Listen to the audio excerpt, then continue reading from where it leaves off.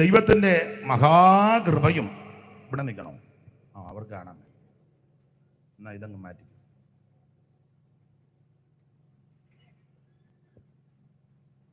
ഇവിടെ മതിയോ? എവിടെയെങ്കിലും വന്ന് നിർത്തിയാൽ മതിയായിരുന്നു. അപ്പോൾ ദൈവത്തിൻ്റെ മഹാകൃപ കൊണ്ടും നിങ്ങളെ പോലുള്ള അനേക ദൈവമക്കളുടെ പ്രാർത്ഥന പിൻപിലുള്ളത് കൊണ്ടാണ് ഇന്ന് രാത്രി ഇവിടെ നിൽക്കുന്നത്. സ്തോത്രം. ഒറ്റ വാക്കിൽ അങ്ങനെ പറഞ്ഞ ഭാഗം വിടുക. ഇനിയും നിങ്ങളുടെ എല്ലാം വിലപ്പെട്ട പ്രാർത്ഥന അപേക്ഷിക്കുന്നു. ഓർക്കുന്ന സമയത്ത് എളിയവനെയും കുടുംബത്തെയും ശുശ്രൂഷകളെയും തിരുവല്ലായിൽ ഒരു കൂട്ടായ്മയുണ്ട്, ഹെബ്രോൻ ചർച്ച്. അതിനെ ഓർത്തും പ്രാർത്ഥിക്കണമെന്ന് വീണ്ടും വീണ്ടും വിനീതമായിട്ട് എല്ലാവരോടും അപേക്ഷിക്കുന്നു. ദൈവം എല്ലാവരെയും അനുഗ്രഹിക്കട്ടെ. ഇന്ന് രാത്രിയിലെ ദൈവവചന ചിന്തയ്ക്ക് അടിസ്ഥാനമായിട്ട് വായിച്ചത് വളരെ പരിചിതമായ തിരുവെടുത്താണ്, എല്ലാവർക്കും അറിയാം. യെശയ്യാ പ്രവചനം 59 അധ്യായത്തിന്റെ പ്രാരംഭ വാക്യം. രക്ഷിപ്പാൻ കഴിയാതെ വണ്ണം യഹോവയുടെ കൈ കുറുകിയിട്ടില്ല. ദൈവത്തിന് മഹത്വം. വേദപുസ്തകത്തിലെ പ്രവചന പുസ്തകങ്ങളെ രണ്ടായിട്ടാണ് തരംതിരിച്ച് പഠിക്കുന്നത്. അത് വലിയ പ്രവാചകന്മാരും ചെറിയ പ്രവാചകന്മാരും. പ്രവാചകന്മാരുടെ വലിപ്പം കൊണ്ടല്ല, പ്രവചനത്തിൻ്റെ വിശേഷത കൊണ്ടാണ്. നമ്മൾ വലിയ പ്രവാചകന്മാരും ചെറിയ പ്രവാചകന്മാരും എന്നൊക്കെ തരംതിരിക്കുന്നത് ആളിൻ്റെ വലിപ്പവും വരുന്ന വണ്ടിയും അവരുടെ കാശും ചുറ്റുപാടും നിലപാടും ഒക്കെ നോക്കിയ വലിപ്പ ചെറുപ്പമൊക്കെ നമ്മൾ മനുഷ്യരെ കരുതുന്നാൽ ദൈവം അങ്ങനല്ല. അപ്പോൾ വലിയ പ്രവാചകന്മാരുടെ നിരകിൽ നിൽക്കുന്ന വ്യക്തികളാണ് യെശയ്യാവ്, യിരെമ്യാവ്, യെഹെസ്കേൽ, ദാനിയേൽ. നിങ്ങൾക്കറിയാം. അപ്പോൾ ഈ യെശയ്യാ പ്രവാചകന്റെ വിശേഷത, ഇദ്ദേഹം ഒരു രാജകുടുംബത്തിൽപ്പെട്ട വ്യക്തിയാണ്. ഏതാണ്ട് ഉസിയാവിൻ്റെ ഉപ്പാപ്പനായിട്ട് വരും യെശയ്യാവ്. ഉസിയാവിൻ്റെ മകനാണല്ലോ യോദാം. യോദാമിൻ്റെ മകനാണ് ആകാശ്. ആകാശിന്റെ മകനാണ് യെഹിസ്കീയാവ് അല്ലെങ്കിൽ ഹിസ്കിയാവ്.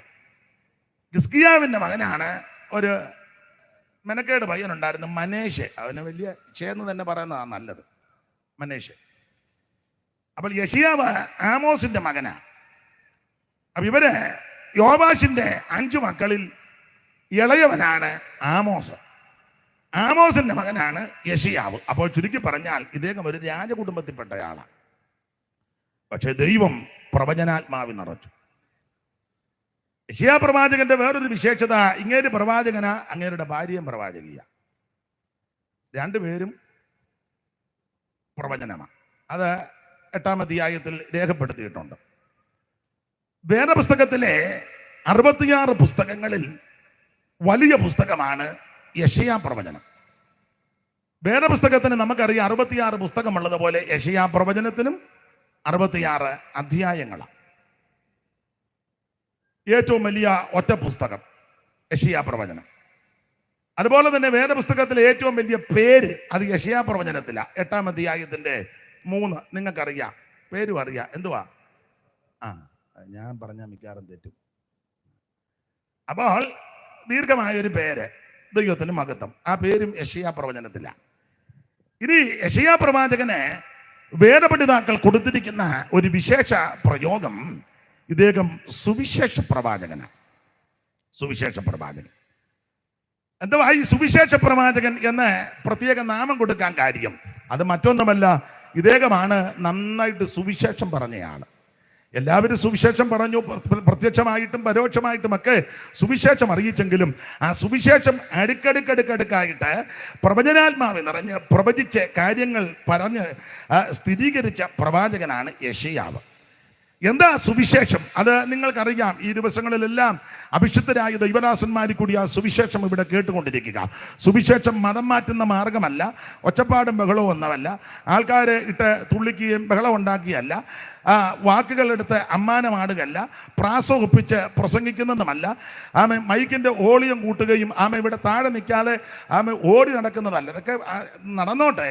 സുവിശേഷം എന്ന് പറഞ്ഞത് മതം മാറ്റമല്ല, ആമൻ ആൾക്കാരെ കൂട്ടുന്ന ഒന്നുമല്ല, ഒരു സംഘടനയല്ല. സുവിശേഷം ഒരു വ്യക്തിയാ, അത് മറ്റാരുമല്ല, കർത്താവാകുന്ന യേശു ക്രിസ്തു.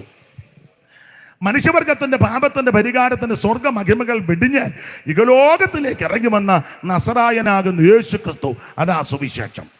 സ്വർഗം വിട്ടിറങ്ങി വന്നു, സ്വർഗം മഹിമകൾ വെടിഞ്ഞു, ഏഴയ്ക്കു വേണ്ടി യേശു യാഗമായി.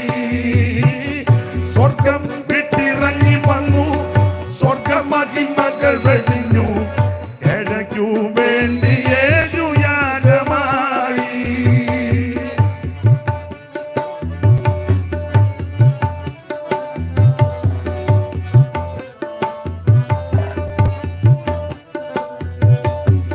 സ്വർഗം വിട്ടിറങ്ങി വന്നു, സ്വർഗമഹിമകൾ വെടിഞ്ഞു, ഏഴയ്ക്കു വേണ്ടി യേശു യാഗമായി. അപ്പൊ ശ്രദ്ധിക്കുക, സുവിശേഷം സ്വർഗം വിട്ട് ഇറങ്ങി വന്ന നസറയനാകുന്ന യേശു ക്രിസ്തു. ഇടയ്ക്കിടയ്ക്ക് മാണിച്ച ഈരണ്ട് ശീല പാടുവേ. എന്ത് ചെയ്യാം, മാണിച്ചൻ പിന്നെയും പോയോ? ഈരണ്ട് ശീല പാടും. നന്നായിട്ടൊന്നും പാടാൻ അറിയാൻ മേല. ഇവരൊക്കെ നന്നായിട്ട് നമ്മുടെ പാട്ട് അവരൊക്കെ നന്നായിട്ട് അത് ചിട്ടയോടെ പഠിച്ചു വരാ. പിന്നെ ഞാൻ പാടുകല്ല, അങ്ങ് പറയുക. ഇന്നാളൊരു തള്ള പറഞ്ഞു, നിങ്ങൾ രണ്ടുകൂടെ കടന്ന് ഈ കാറുന്ന എന്തിനാന്ന്. പാടുന്നെന്ന് പോലും അമ്മ പറഞ്ഞില്ല. നിങ്ങളോട് രണ്ടുകൂടെ കടന്ന് കാറ് എന്നാൽ അങ്ങ് സന്തോഷം കൊണ്ടാണ്. അപ്പൊ ശ്രദ്ധിക്കുക, സ്വർഗം വിട്ട് ഇറങ്ങി വന്ന നസറയനാകുന്ന യേശു ക്രിസ്തു മനുഷ്യവർഗത്തിന്റെ പാപത്തിന് പരിഹാരം വരുത്തുവാൻ, മനുഷ്യവർഗത്തിന്റെ പാപത്തിന് പരിഹാരം കർമ്മമാർഗം കൊണ്ടോ പുണ്യപ്രവൃത്തി കൊണ്ടോ ദാനധർമ്മം കൊണ്ടോ നേർച്ച കാഴ്ച കൊണ്ടോ ആചാര അനുഷ്ഠാനങ്ങൾ കൊണ്ടൊന്നും പാപം പരിഹരിക്കത്തില്ല. വിശുദ്ധ തിരുവെടുത്ത് പഠിപ്പിക്കുന്നതും അത് അങ്ങനെ തന്നെ. യേശു ക്രിസ്തുവിന്റെ പരിശുദ്ധ രക്തം സകല പാപവും പോക്കി നമ്മെ ശുദ്ധീകരിക്കും. ഇന്ന് രാത്രി പ്രാർത്ഥിക്കേണ്ട ഒറ്റ വാചകമേ ഉള്ളൂ. യേശുവേ, ഞാനൊരു പാപിയാ, എന്നെ രക്ഷിക്കണം, എൻ്റെ ഉള്ളത്തിൽ വരണം, എൻ്റെ പാപത്തെ മോചിക്കണം, എന്നെ അങ്ങടെ മകളാക്കി മകനാക്കി തീർക്കണമെന്ന് ഇന്ന് രാത്രി ആര് പ്രാർത്ഥിക്കും, അവരെ യേശു രക്ഷിക്കും. ആ രക്ഷിക്കാൻ വല്ലഭത്തമുള്ള നസറയനാകുന്ന ക്രിസ്തു ഇന്ന് രാത്രി നമ്മുടെ നടുവിലുണ്ട്. മാറത്ത് പൊൻകച്ച കെട്ടിയവനായി, ചുട്ടുപിടിപ്പിച്ച വെള്ളോടിന് സദൃശമുള്ള പാദമുള്ളവനായി, 7 നക്ഷത്രം വെളിപ്പാട് പുസ്തകം പിടിക്കുമ്പോൾ വലങ്കയിൽ പിടിച്ച് നിലവിളക്കേണ്ട നിലവിൽ നടുവിൽ നിലയങ്കി ധരിച്ച് നടകൊള്ളുന്ന നസറായൻ ഇന്ന് രാത്രിയും ഇവിടെ വന്നിട്ടുണ്ട്. അനുഭവിക്കുന്ന ദൈവമക്കളെ ഓർത്ത് ദൈവത്തിന് മഹത്വം കരയറ്റുക. അപ്പൊ ശ്രദ്ധിക്കുക, ആ സുവിശേഷം യേശു ക്രിസ്തു, ആ സുവിശേഷത്തെ പറ്റി അടുക്കടുക്കായി പ്രവചിച്ച പ്രവാചകനാണ് യെശയ്യാ പ്രവാചകൻ.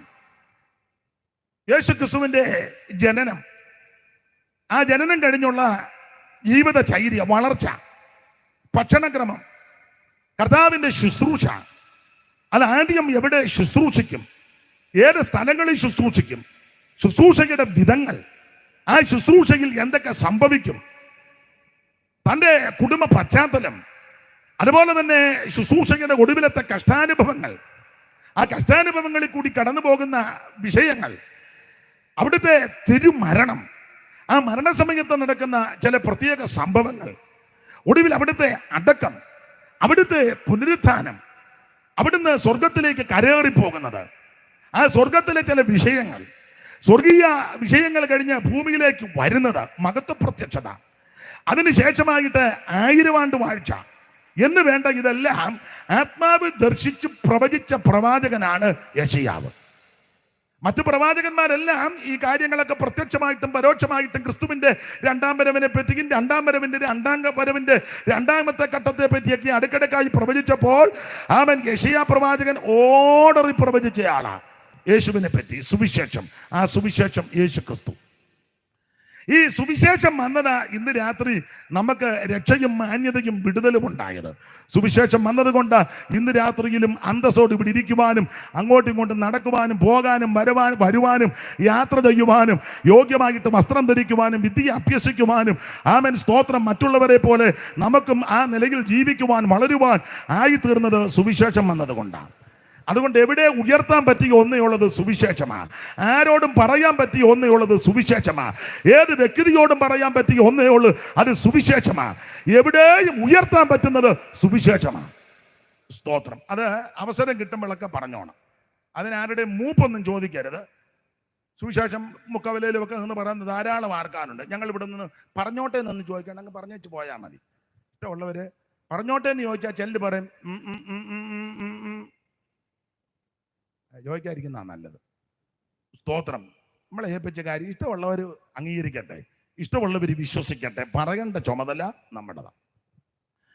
അപ്പോൾ ആ സുവിശേഷം അതെ അധികം വിവരിക്കുന്നില്ല. കർത്താവിന്റെ മഹത്വം ആ സുവിശേഷത്തെ പറ്റി നന്നായിട്ട് പ്രവചിച്ചയാളാണ് യെശയ്യാവ്. നമുക്കറിയാം, നമ്മുടെ കർത്താവാകുന്ന ക്രിസ്തുയേശു ജനിക്കുന്നതിന് വർഷങ്ങൾക്ക് മുമ്പ്, 100 വർഷങ്ങൾക്ക് മുമ്പ് പ്രവാചകൻ പ്രവചിച്ചു, കന്യാസൂനുവായിട്ടായിരിക്കും ക്രിസ്തു ഈ ഭൂമിയിൽ ഭൂജാതനാകുന്നത്. അങ്ങനെയാണല്ലോ 7-ാം അധ്യായത്തിന്റെ 14 വായിക്കുന്നത്, കന്യക ഗർഭിണിയായ ഒരു മകനെ പ്രസവിക്കും. 7:14 പെട്ടെന്ന് വായിച്ചു. 7:14 കടികടാന്ന് വാക്യം വായിക്കണം, സമയമില്ല.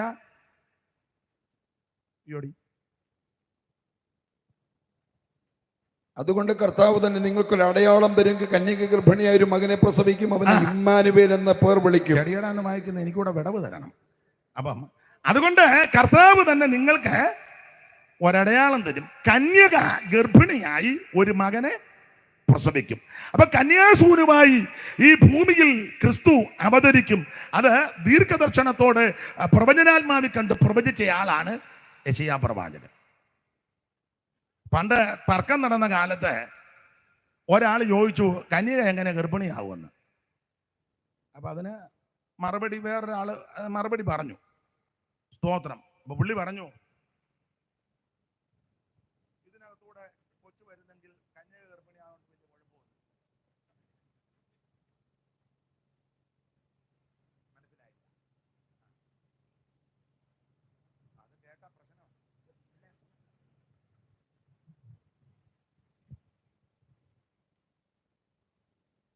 ചെവിക്കകത്തോടെ ഒരു കൊച്ചു പുറത്ത് വരുന്നെങ്കിലേ കന്യക ഗർഭിണിയാകുന്നതുകൊണ്ട് വലിയ അതിശയോക്തിയൊന്നും ഇല്ല.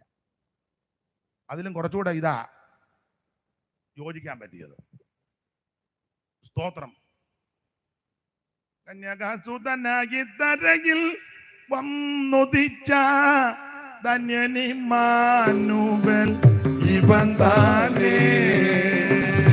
കന്യകാസുതനായി തരയിൽ വന്നുദിച്ച ധന്യനിമ്മാനുവേൽ ഇവൻ താനേ.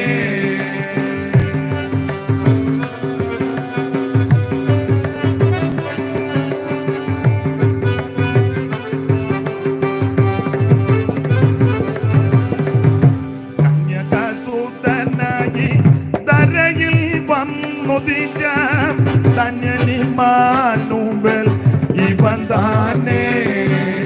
ഇവനേ ഇവനേ ഇവനേ ഇവനേ ക്രിസ്തേശു രക്ഷകൻ ഇവൻ താനേ. ഇവനേ ഇവനേ ഇവനേ ഇവനേ ക്രിസ്തേശു രക്ഷകൻ ഇവൻ താനേ. കരമുയർത്തി ദൈവത്തെ സ്തുതിച്ചാട്ടെ. അവതരിക്കും. അത് കൃത്യത്തിന് പ്രവചിച്ചയാളാണ് യെശയ്യാവ്. മാത്രമല്ല ക്രിസ്തുവിന്റെ ദൈവത്വം അത് തെളിയിച്ചതും യെശയ്യാവ. വായിച്ചേ 9:6. യേശു ക്രിസ്തു ദൈവമാണെന്നും തെളിയിച്ചത്, അത് പ്രവചിച്ചത്. നമുക്കൊരു ശിശു ജനിച്ചിരിക്കുന്നു, നമുക്ക് ഒരു ശിശു ജനിച്ചിരിക്കുന്നു, നമുക്കൊരു മകൻ നൽകപ്പെട്ടു. നമുക്ക് നിങ്ങൾ രണ്ടുകൂടെ പറഞ്ഞല്ലോ, എന്തോ പ്രസംഗം കൊള്ളുകയല്ലെന്നായിരിക്കും. എന്തോ പറഞ്ഞു ലാലു? പറഞ്ഞു ചെവി കടിച്ചു തന്നെ ഞാൻ കണ്ടു.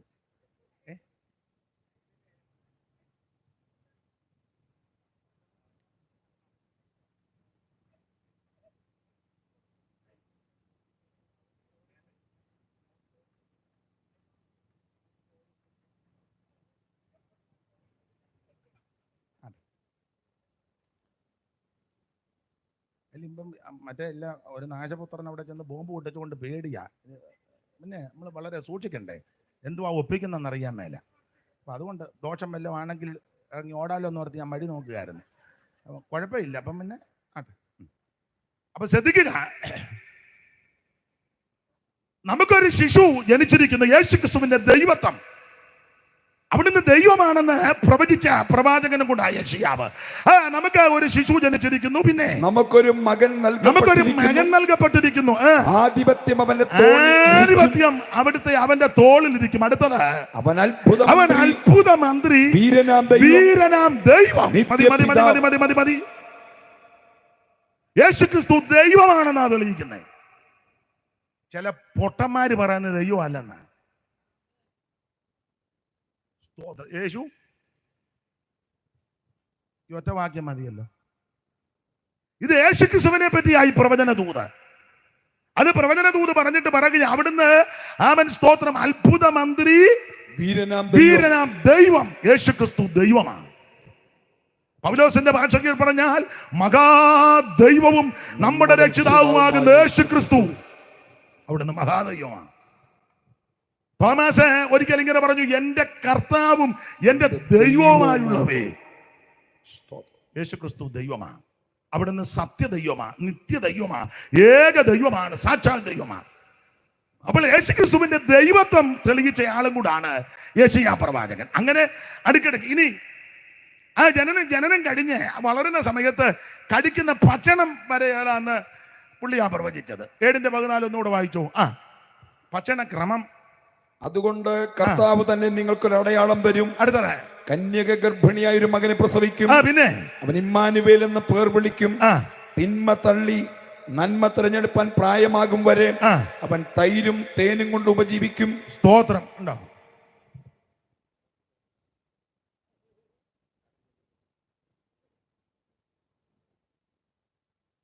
സ്തോത്രം. അപ്പോൾ ആ കാര്യവും പ്രവചിച്ചത് യെശയ്യാവാണ്. മാത്രമല്ല അവിടുത്തെ ശുശ്രൂഷയുടെ വിശേഷതകള്, യേശുവിന്റെ കന്നിപ്രസംഗം, ഗലീലയുടെ പ്രാന്തപ്രദേശങ്ങളിൽ യേശു പ്രസംഗിക്കും. അതാണ് യെശയ്യാ പ്രവചനം 9:1-2. അതും പ്രവചിച്ചത് യെശയ്യാവാ. വായിച്ചോ 9:1. എന്നാൽ കഷ്ടതയിലിരുന്ന ദേശത്തിന് തിമിരം നിൽക്കുകയില്ല. പണ്ടവൻ സെബുലൂൻ ദേശത്തിനും നപ്താലി ദേശത്തിനും ഹീനത വരുത്തിയെങ്കിലും പിന്നെത്തിയവൻ കടൽ വഴിയായി യോർദാൻ കരയുള്ള ജാതികളുടെ മണ്ഡലത്തിന് മഹത്വം വരുത്തും. ഇരുട്ടിൽ നടന്ന ജനം വലിയൊരു വെളിച്ചം കണ്ടു. അന്ധതമസ്സുള്ള ദേശത്ത് പാർത്തവരുടെ മേൽ പ്രകാശം ശോഭിച്ചു. അപ്പൊ ശ്രദ്ധിക്കുക, യേശുക്രിസ്തുവിന്റെ കന്നിപ്രസംഗം അതിനെപ്പറ്റി പ്രവചിച്ചതും ആമേൻ യെശയ്യാ പ്രവാചകനാണ്. ഇനി മാത്രമല്ല ശുശ്രൂഷ, അത്ഭുതങ്ങളുടെ ശുശ്രൂഷ. 35-ാം അധ്യായത്തിന്റെ 5-6 ഒന്ന് വായിച്ചാട്ടെ. യേശുവിന്റെ ശുശ്രൂഷയിൽ നടക്കുന്ന അത്ഭുതങ്ങൾ, വിടുതലുകൾ, അതും ആത്മാവിൽ കണ്ട് പ്രവചിച്ച പ്രവാചകനാണ് യെശയ്യാവ്. 35-5-6 പെട്ടെന്ന് വായിച്ചാട്ടെ. അന്ന് കുരുടന്മാരുടെ കണ്ണ് തുറന്നു വരും. കുരുടന്മാരുടെ കണ്ണ് തുറന്നു വരും. ചെകിടന്മാരുടെ ചെവി അടഞ്ഞിരിക്കുകയുമില്ല. ചെകിടന്മാരുടെ ചെവി അടഞ്ഞിരിക്കത്തില്ല. അന്നും മുടന്തൻ മാനിനെ പോലെ തുള്ളിച്ചാടും. ഊമന്റെ നാവും ഉല്ലസിച്ച് ഘോഷിക്കും. അപ്പോൾ അവിടുത്തെ അവൻ ശ്രേഷ്ഠമേറിയ ശുശ്രൂഷ അതും പ്രവചിച്ചത് യെശയ്യാവാണ്. മുടന്തർമാൻ നിന്നെ പോലെ ചാടിടും, ഊമന്മാരും ഉല്ലസിച്ചാർക്കും. മുടന്തർമാൻ നിന്നെ പോലെ ചാടിടും, ഊമന്മാരും ഉല്ലസിച്ചാർക്കും. കുരുടന്മാരുടെ കണ്ണു തുറക്കും, കുരുടന്മാരുടെ കണ്ണു തുറക്കും. ഒഴുകും മാനുടെ ശാപമശേഷം വരുന്നു പരമേശൻ, ഇപ്പാലിൽ ഭരണം പരമേൽ വരുന്നു പരമേശൻ, ഇപ്പാലിൽ ഭരണം പരമേൽ. സിംഹം കാളപ്പോൾ പുല്ലു തിന്നിടും, പുള്ളിപ്പുലിയും ഗോതമ്പം അതുപോൽ. സിംഹം കാളപ്പോൾ പുല്ലു തിന്നിടും, പുള്ളിപ്പുലിയും ഗോതമ്പം അതുപോൽ. സർപ്പത്തിൻ പോത്തിൽ കളിച്ചിടും, സർപ്പത്തിൻ പോത്തിൽ കളിച്ചിടും. ചെറിയ ശിശുക്കൾ യേശുവിനാകെ വരുന്നു പരമേശൻ, ഇപ്പാലിൽ ഭരണം പരമേൽ. വരുന്നു പരമേശൻ, ഇപ്പാലിൽ ഭരണം പരമേൽ. കരമുയർത്ത് ദൈവത്തെ സ്തുതിച്ചാട്ടെ. ഞാന് ഇങ്ങനെ പറഞ്ഞ് പാടി പ്രസംഗിച്ചാൽ ഇന്ന് 11 ആയാലും പോക്ക് നടക്കുകയല്ല മാണിച്ച. അപ്പം അതുകൊണ്ട് ഞാൻ നേരത്തെ ചോദിച്ചു, എനിക്ക് 8 മണിക്ക് സമയം തരുമോ എന്ന് ചോദിച്ചു. അത് തരാമെന്ന് പറഞ്ഞത് കൊണ്ടാണ്.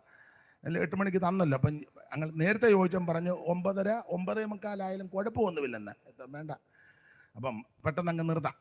അതുകൊണ്ട് കമ്പിവാചകം പോലെ പോവുക.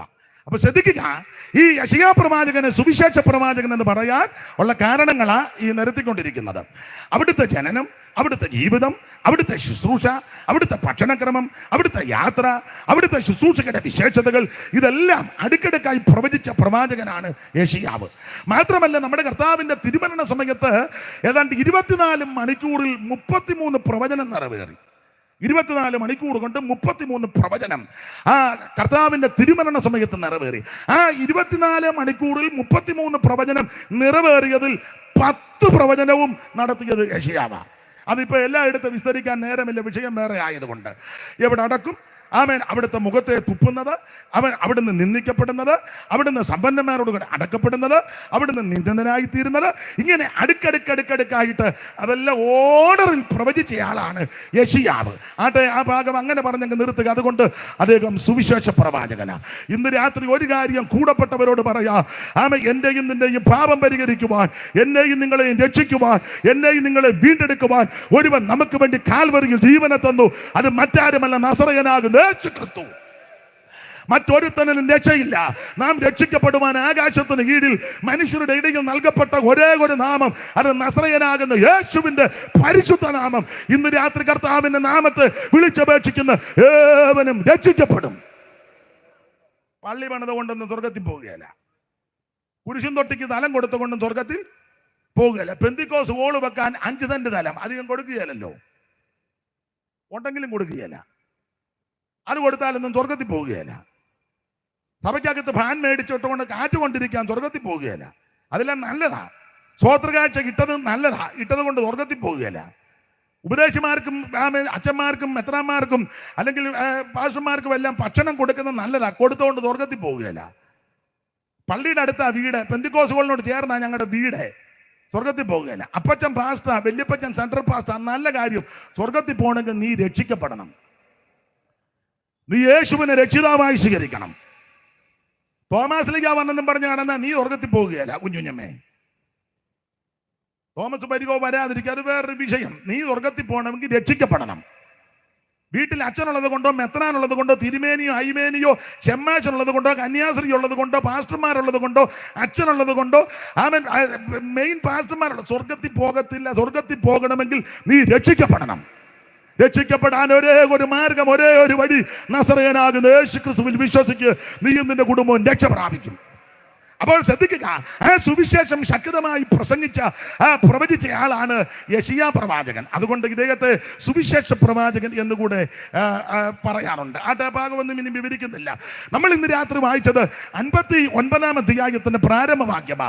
അവിടെ ഇങ്ങനെ വായിക്കുന്നു, രക്ഷിപ്പാൻ കഴിയാതവണ്ണം യഹോവയുടെ കയ്യ് കുറുകിയിട്ടില്ല. ഇന്ന് രാത്രിയില് ഞാൻ സംസാരിക്കാൻ ആഗ്രഹിക്കുന്ന വിഷയം, ദൈവത്തിന്റെ കരം വന്നാൽ, ദൈവത്തിന്റെ കരം സ്പർശിച്ചാൽ എന്തൊക്കെ സംഭവിക്കുമെന്നുള്ളതാ. അദൃശ്യനാകുന്ന ദൈവത്തിന്റെ മഹത്വമുള്ള ഭുജം ഇന്ന് രാത്രി നിന്നെ സ്പർശിക്കുന്ന രാത്രിയാകണം. ദൈവത്തിന്റെ കരത്തിന്റെ സ്പർശനമേറ്റ് ഇന്ന് രാത്രി ഇവിടുന്ന് തിരിച്ചു പോകാമോ? ദൈവത്തിന്റെ കരം വന്നാൽ എന്തൊക്കെ സംഭവിക്കും? ഇവിടെ വായിക്കുന്നത്, രക്ഷിപ്പാൻ കഴിയാതെ വണ്ണം യഹോവയുടെ കയ്യ് കുറുകിപ്പോയിട്ടില്ല. നിങ്ങൾക്കറിയാം, വേദപുസ്തകം പഠിക്കുന്ന, പ്രസംഗിക്കുന്ന, പഠിപ്പിക്കുന്നവരായി എന്നെ കേൾക്കുന്നതിൽ ഭൂരിഭാഗം ആൾക്കാർ, വിശേഷിച്ച് വേദിയിലിരിക്കുന്ന ബഹുമാന്യരായ കർത്തദാസന്മാർ, സദസ്സിലുള്ള ദൈവദാസന്മാർ, ഇപ്പോഴൊക്കെ ഈ ഉപദേശിമാരെക്കാളും നല്ല തിട്ടമാ വിശ്വാസികൾക്ക്. ഞങ്ങളെക്കാളും നല്ല തിട്ടമുണ്ട് നിങ്ങൾക്ക് വേദപുസ്തക സംബന്ധമായി. അങ്ങനെയുള്ള മാധ്യമങ്ങളും സാഹചര്യങ്ങളൊക്കെ ഇഷ്ടം പോലെ. അപ്പോൾ ഞങ്ങൾ പൊട്ടത്തെറ്റ് പറഞ്ഞാലും നിങ്ങൾക്കറിയാം, പറയുന്നതെല്ലാം മെഡലത്തരവാ. പിന്നെ ഉപദേശിയാണല്ലോ, ദൈവദാസനാണല്ലോ എന്നോർത്ത് നിങ്ങൾ മൗനം ദീക്ഷിച്ചിരിക്കുക. നിങ്ങളുടെ ഇരിപ്പ് കാണുമ്പോൾ അറിയാം. ഇവിടെ പൊട്ടത്തെറ്റാ പറയുന്ന അപ്പൊ അടുത്തിരിക്കുന്ന, നീ ഉണ്ടായിരിക്കും, ദൈവദാസന്മാരോട് അങ്ങനൊന്നും കയറി നിങ്ങളുടെ ഇരിപ്പ് കാണുമ്പോൾ അറിയാം. അപ്പം ഞങ്ങളെക്കാൾ നന്നായിട്ട് ഈ വിഷയങ്ങളൊക്കെ നിങ്ങൾ അപഗ്രഥിച്ച് പഠിച്ചേച്ചായി വന്നിരിക്കുന്നത്. അതുകൊണ്ട് ഇപ്പം നിങ്ങളിരിക്കുന്നത് ചിലര് ബലപ്പെടാനൊന്നുമല്ല, ഒക്കുന്നുണ്ടോ എന്ന് നോക്കിയിരിക്കുക. അത് നിങ്ങളുടെ ഇരിപ്പ് കാണുമ്പോൾ തന്നെ ഇരിക്കുക, ഒക്കുന്നുണ്ടോ, തെറ്റുന്നുണ്ടോ അതൊക്കെ. അപ്പം ഞാൻ എന്നാലാവും ഇത് ഒപ്പിക്കാനാ നിൽക്കുന്നത്. ദൈവത്തിന്റെ മഹത്വം. അപ്പോൾ ശ്രദ്ധിക്കുക, യെശയ്യാ പ്രവചനം 58-ാം അധ്യായത്തിന്റെ വ്യവസ്ഥ ഉപവാസ പ്രാർത്ഥനയെ പറ്റിയാ. ഉപവസിക്കുമ്പോൾ എങ്ങനെ ഉപവസിക്കണം, ആര് ഉപവസിക്കണം, ഉപവസിക്കുമ്പോൾ എന്ത് ചെയ്യണം, എന്ത് ചെയ്യരുത്, വ്യവസ്ഥ പ്രകാരമുള്ള ഉപവാസം, വ്യവസ്ഥ തെറ്റിയുള്ള ഉപവാസം, വ്യവസ്ഥ പ്രകാരം ഉപവസിച്ചാൽ എന്തൊക്കെ ലഭിക്കും, അതാണ് 58-ാം അധ്യായത്തിൽ 6-ാമത്തെ വാക്യം മുതൽ ആ കാര്യങ്ങൾ വളരെ കർക്കശമായിട്ട് പ്രവാചകൻ പറയുന്നുണ്ട്. യെശയ്യാ പ്രവചനം 58-6 മുതൽ അന്യായ ബന്ധനങ്ങളെ അഴിക്കുക, മുഖത്തിന്റെ അമിക്കേറുകളെ അഴിക്കുക, പീഡിതരെ സ്വതന്ത്രമായി വിട്ടയക്കുക, എല്ലാ നുഖത്തെയും തകർക്കുക. ഇതല്ലയോ എനിക്കിഷ്ടമുള്ള ഉപവാസം? വിശപ്പുള്ളവന് നിന്റെ അപ്പം നുറുക്കി നിങ്ങൾ ആ ഭാഗമൊക്കെ നന്നായിട്ട് പ്രസംഗിക്കുന്നവരും പഠിക്കുന്നവരും പഠിപ്പിക്കുന്നവരും അറിവുള്ളവരും അതുകൊണ്ട് വിസ്തരിക്കുന്നില്ല. യെശയ്യാ പ്രവചനം 58-ാം അധ്യായത്തിൽ വ്യവസ്ഥ പ്രകാരമുള്ള ഉപവാസം, എങ്ങനെ ഉപവസിക്കണം, എങ്ങനെ ഉപവസിക്കരുത്, അതാണ് 58-ലെ വിഷയം ഒടുവിൽ കാണുന്നത്.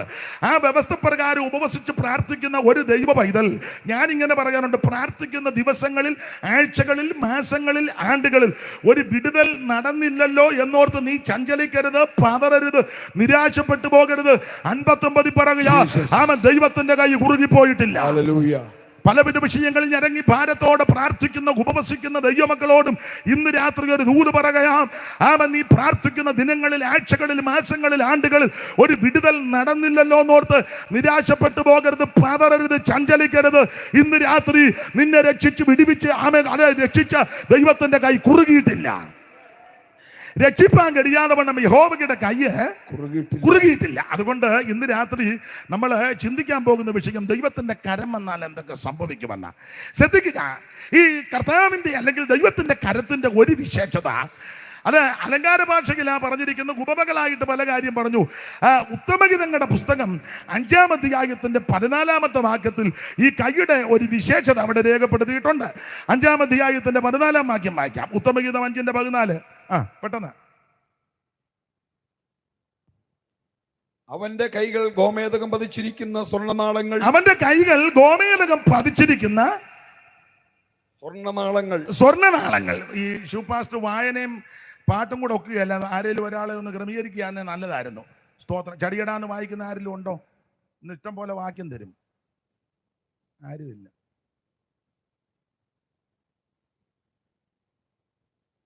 ചെല്ലി ചിന്തിക്കുന്ന ആര് വായിച്ചാലും അയാൾ വല്ലതും ഒക്കെ പറയാം, പിന്നെ വായിക്കാതിരിക്കുന്നതാ നല്ല. അല്ല, നിങ്ങൾക്ക് വായിക്കാൻ അറിയാൻ മേലായിട്ടൊന്നുമല്ല, ഉള്ള വെളുക്കോളം വായിക്കുന്ന ആൾക്കാർ ഇതിനകത്തിരിപ്പുണ്ട്.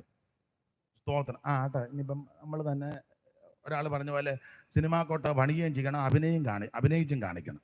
പിന്നെ അങ്ങനെ തന്നെ ആയിക്കോട്ടെ. അപ്പോൾ കർത്താവിന്റെ കരത്തിന്റെ പ്രത്യേകത ഇവിടെ ഉത്തമഗീതങ്ങളുടെ പുസ്തകം 5-ാം അധ്യായത്തിന്റെ 14-ാമത്തെ വാക്യത്തിൽ പറയുകയാണ്, അവന്റെ കൈകൾ ഗോമേതകം പതിച്ചിരിക്കുന്ന സ്വർണ്ണനാളങ്ങൾ. മോനെ മൈക്ക് എനിക്ക് ഇച്ചിരൂടെ ഒരു എനിക്ക് പറയാൻ അറിയാൻ മേല. വീട് വായിക്കും. ഇംഗ്ലീഷ് ഒന്നും വശമില്ലതാ. മലയാളത്തിൽ എങ്ങനെ അത് പറയുന്നേ? എനിക്ക് മലയാളം പറഞ്ഞാലേ അറിയാം. എന്ത് മനസ്സിലായല്ലോ, അതറിഞ്ഞാൽ മതി. അപ്പൊ ശ്രദ്ധിക്കുക, ഉത്തമഗീതങ്ങളുടെ പുസ്തകം 5-ാം അധ്യായത്തിന്റെ 14-ാമത്തെ വാക്യത്തിൽ അവിടുത്തെ തൃക്കരത്തിന്റെ വിശേഷത കൊടുത്തിരിക്കുകയാണ്. നിങ്ങൾക്കറിയാം, ഉത്തമഗീതങ്ങളുടെ പുസ്തകം 5-ാം അധ്യായം ഇടയച്ചെറുക്കന്റെ അംഗപ്രത്യംഗ വർണ്ണനയാണ്. ഉത്തമഗീതങ്ങളുടെ പുസ്തകത്തിൽ തന്നെ പല ആൾക്കാരെ രേഖപ്പെടുത്തിയിട്ടുണ്ട്.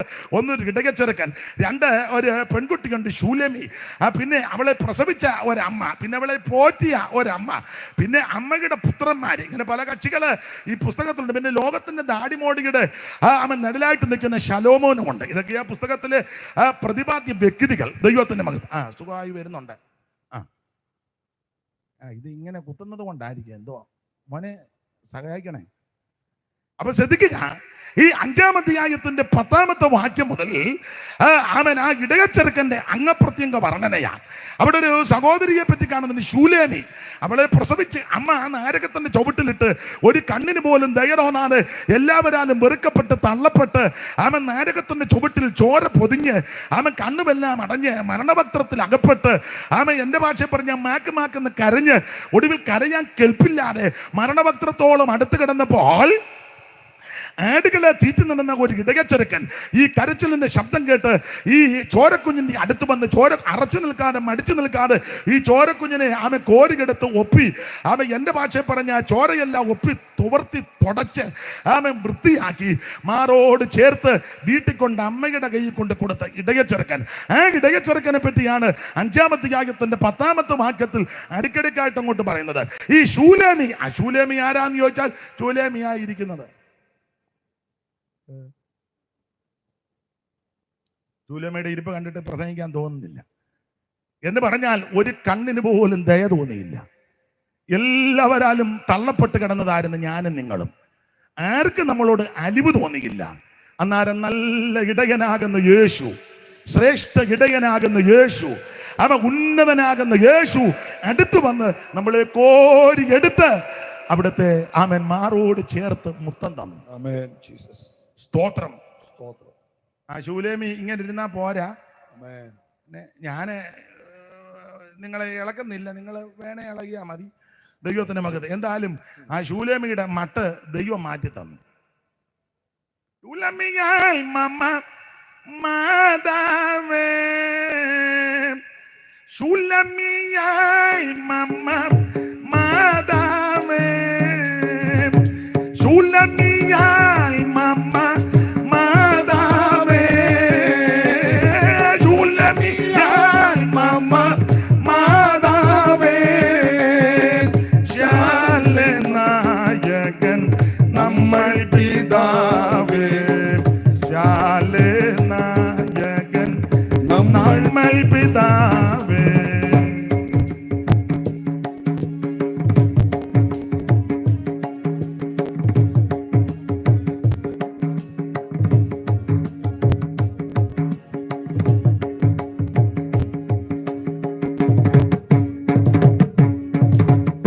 ശൂലേമിയായി മമ്മ മാതാവേ, ശൂലേമിയായി മമ്മ മാതാവേ, ശാലനായകൻ നമ്മൾ പിതാവേ, ശാലനായകൻ നമ്മൾ പിതാവേ.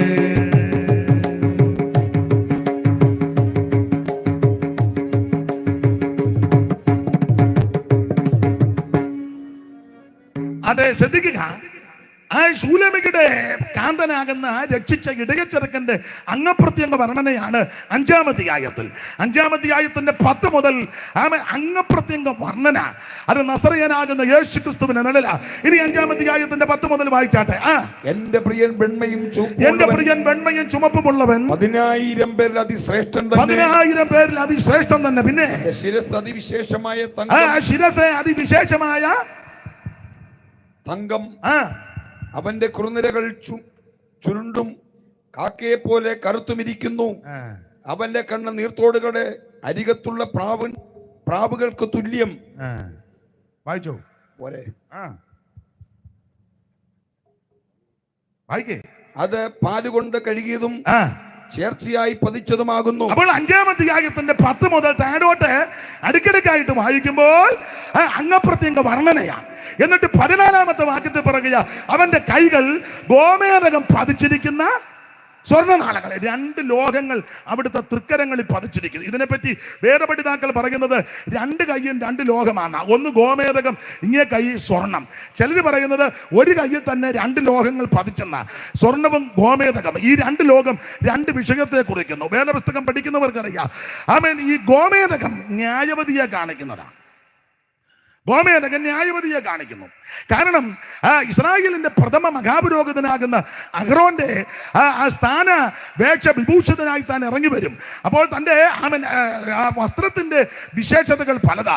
നീളക്കുപ്പായോ, നടുക്കെട്ടും, നിലയങ്കിയും, തലക്കെട്ടും, പിന്നെ ഉള്ളങ്കിയും മേലങ്കിയും എന്ന് വേണ്ട അതെല്ലാം ഇട്ട് പുള്ളി ആണ്ടിലൊരിക്കൽ വരവുണ്ട്. ചുമ്മാ നിൽക്കുന്നവൻ വെക്കും. പുള്ളിയുടെ വരവ് കാണുമ്പോൾ വെറുതെ വഴിയിൽ കൂടെ പോകുന്നവനും. അപ്പൊ ആണ്ടിലൊരിക്കൽ മഹാപുരോഹിതനൊരു വരവുണ്ട്. അങ്ങനെ വരുമ്പോൾ ആ സ്ഥാനവേക്ഷ വിഭൂഷിതനായിട്ട് ഇറങ്ങി വരുമ്പോൾ അദ്ദേഹത്തിന്റെ ആ മേർപ്പതക്കത്തിൽ കല്ലുകളുണ്ട്. ആ കല്ലിൽ ഒന്നാണ് ഗോമേതക കല്ല്. ഈ ഗോമേലകം എല്ലാം വ്യാഖ്യാനിക്കുന്നില്ല. ഗോമേലകം ന്യായവിധിക്ക് നടല. കാരണം ഈ ഗോമേലകം ആ ദാൻ ഗോത്രത്തിന് നടല.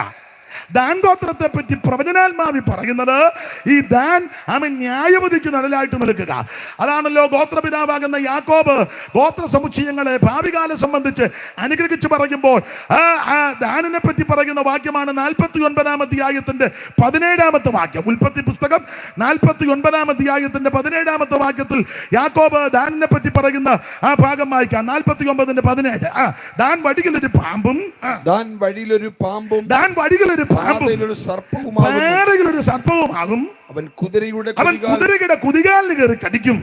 പുറത്തു കയറിയവൻ മലർന്നു വീഴും. പുറത്ത് കയറിയവൻ മലർന്നു വീഴും. അപ്പൊ കുതിരയുടെ കുതികാലിന് കയറി കടിക്കും. കുതിര പുറത്തിരിക്കുന്നവൻ പൊത്തോന്ന് താഴെ വീഴും. മനസ്സിലായല്ലോ? ഇപ്പൊ അത്ര പറയുന്നുള്ളൂ. അതുകൊണ്ട് കുതിരപ്പുറത്തിരിക്കുന്നവനെ കണ്ടേച്ച് ഞങ്ങൾക്ക് വേണ്ടി അപേക്ഷിക്കണമെന്ന് പറഞ്ഞാലൊന്നും കാര്യം നടക്കുകയല്ല. താഴെ വീഴുമെന്ന പുസ്തകത്തിൽ എഴുതി വെച്ചേക്കുന്നത്. ഒന്നുകൂടെ വായിച്ചോ ഷൂ പാസ്റ്റേ.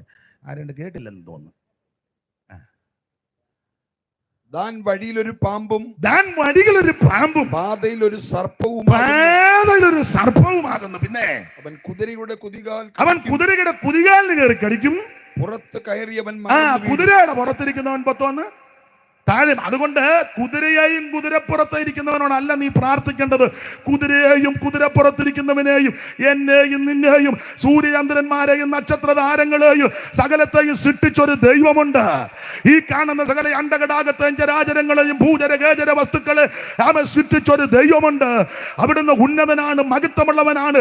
അവിടുന്ന് അനാദിയായും ശാശ്വതമായും നമ്മുടെ ദൈവമാ. ഇന്ന് രാത്രി നീ പ്രാർത്ഥിക്കേണ്ടത് സത്യദൈവത്തോടാ. ഒരേ ഒരു മധ്യസ്ഥൻ, അത് യേശുക്രിസ്തു മാത്രം. ഒരേ ഒരു ദൈവം, അത് സർവജ്ഞനായ ദൈവം. ഒരേ ഒരു മധ്യസ്ഥൻ, യേശുക്രിസ്തു മാത്രം. ഒരേ ഒരു പരിശുദ്ധൻ. വെളിപ്പാട് പുസ്തകം പഠിപ്പിക്കുന്നത് നീയല്ലോ ഏക പരിശുദ്ധൻ. ഒരേ ഒരു നായകൻ, അവിടുന്ന് രക്ഷാനായകൻ, ജീവനായകൻ, വിശ്വാസത്തിന്റെ നായകനാകുന്ന നാസറയനാകുന്ന യേശു. ആ കർത്താവിനോട് പ്രാർത്ഥിക്കണം. സ്തോത്രം. ആദികളൊഴിച്ചെന്നെ കാക്കുന്നവൻ, പക്ഷണാദികൾ തന്നു നിത്യം പോറ്റുന്നവൻ. ആദികളൊഴിച്ചെന്നെ കാക്കുന്നവൻ, പക്ഷണാദികൾ തന്നു നിത്യം പോറ്റുന്നവൻ. നീതി വഴിയിലെന്നെ നടത്തിക്കൊണ്ടു വരുന്നവൻ.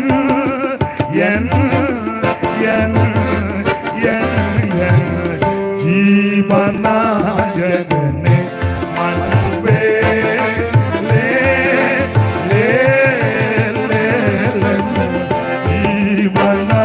ജീവനായകനെ മനുവേലേ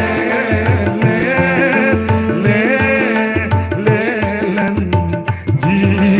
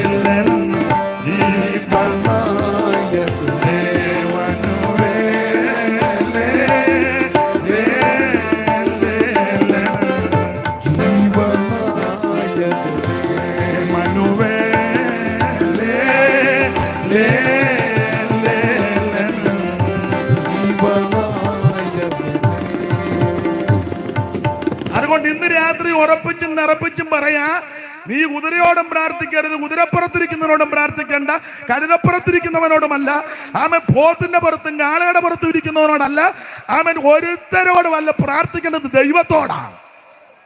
സത്യദൈവം, ഏകദൈവം, നിത്യദൈവം, സാക്ഷാൽ ദൈവം, ജീവനുള്ള ദൈവം. ഇന്ന് രാത്രി ആ ദൈവം നിന്നെ രക്ഷിക്കുന്ന ദൈവമാണ്. യേശുക്രിസ്തു ഒരു വിഭാഗത്തിന്റെ ദൈവമല്ല, ഒരു സംഘടനയുടെ ദൈവമല്ല, അവിടുന്ന് മുഴുലോകത്തിന്റെ ദൈവമാണ്. ഏത് മതത്തിലും കുലത്തിലും കുടുംബത്തിലും നിറത്തിലും നിലവാരത്തിൽപ്പെട്ടവർക്കും യേശുവിനെ ആരാധിക്കാം, അംഗീകരിക്കാം, അനുഗമിക്കാം, സേവിക്കാം, സ്നേഹിക്കാം. യേശുക്രിസ്തു മുഴുലോകത്തിന്റെ ദൈവമാണ്. എടാ, ഈ മനുഷ്യൻ ആ ജാതിയെല്ലാം ഉണ്ടാക്കി വെച്ച് അങ്ങോട്ടും ഇങ്ങോട്ടും കയറരുത്, പോകരുത്, വരരുതെന്ന് ദൈവത്തിന് ഇതൊന്നും വിഷയമല്ല. എഴുത്തച്ഛൻ പണ്ട് എഴുതി വെച്ചല്ലോ, ബ്രാഹ്മണോകം നരേന്ദ്രോഗമാട്യോഗമെന്നിങ്ങനെ നീടുന്ന ജാന്തരെ.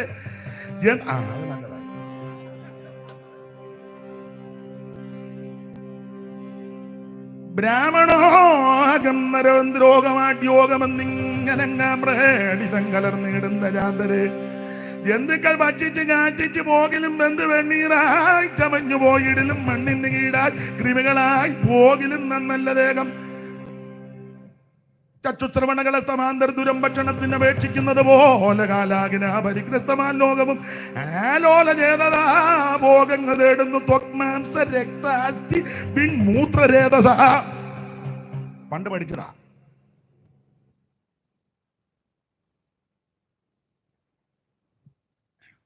ചക്ഷുശ്രവണ കലസ്തമാൻ ദർദൂരം ഭക്ഷണത്തിന് അപേക്ഷിക്കുന്നത് പോലെ കാലാകിന പരിഗ്രതമാം ലോകവും ആലോല ചേതതാ ഭോഗങ്ങൾ തേടുന്നു. രക്താസ്തി പിൻമൂത്രരേതസാം.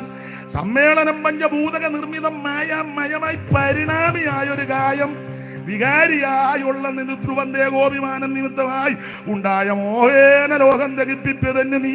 അപ്പൊ എടുത്തച്ഛൻ കൊടുത്തിരിക്കുക ബ്രാഹ്മണോകം. അല്ല, അവര് നടന്നു വരുമ്പോ വേറെ ആരും മടി നിൽക്കാനൊക്കെയല്ല. ഇപ്പൊ അങ്ങനെ പറഞ്ഞ പിള്ളേര് നിന്നെ എടുത്ത് ഞാനങ്ങോട്ട് വരിക, ആരും നിൽക്കരുത് പറഞ്ഞാൽ നിന്നെ തത്തിക്കും. എന്താ കാര്യം?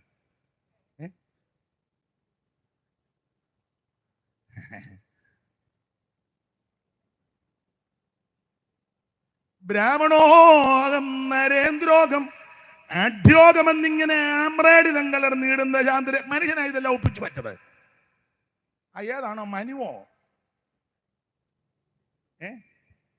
മനുവാന്നല്ലോ ഒപ്പിക്കുന്നേ. മനു ഒപ്പിച്ചു വെച്ച വികൃതിയായത് ഏതാ? ഈ നാശക്കൊള്ളിയെല്ലാം കൂടെ മനുഷ്യന് വഴിയിലിറങ്ങി നടക്കാൻ മേല. അവര് വരുമ്പോ ഹോയ് ഹോയ് എന്ന ശബ്ദം ഉണ്ടാക്കും. അന്നേരം ഓടി വല്ല പള്ളക്കകത്ത് കയറി ഇരുന്നോണം, ഇല്ല വെട്ടുകുഴിയിലെടുത്ത് ചാടിക്കോണം. ഇവിടെ അമ്മ വെട്ടുകുഴി പറയുന്ന കുറച്ചുകൂടെ നല്ലത്. ഞങ്ങളുടെ പറഞ്ഞ പോളക്കകത്ത് ചാടുമെന്ന് പറയും. അന്നത്തെ കാലം അങ്ങനെ. പിന്നെ അവരെ ചുമന്നോണ്ട് വരുന്ന ആൾക്കാരുണ്ട്. ആ ആൾക്കാർ വരുമ്പം മാറി നിന്നോണം. പണ്ട് പാടുമായിരുന്നു, പണ്ട് പണ്ട് നാടുവാഴി തമ്പുരാക്കൽ കാഞ്ഞി നമ്മൾ കണ്ടുപല്ലിച്ചേ മണി മഞ്ചൻ ചുമന്നേ. പണ്ടു പണ്ട് നാടുവാഴി തമ്പുരാക്കൽ കാഞ്ഞി നമ്മൾ കണ്ടുപല്ലിച്ചേ മണി മഞ്ചൻ ചുമന്നേ.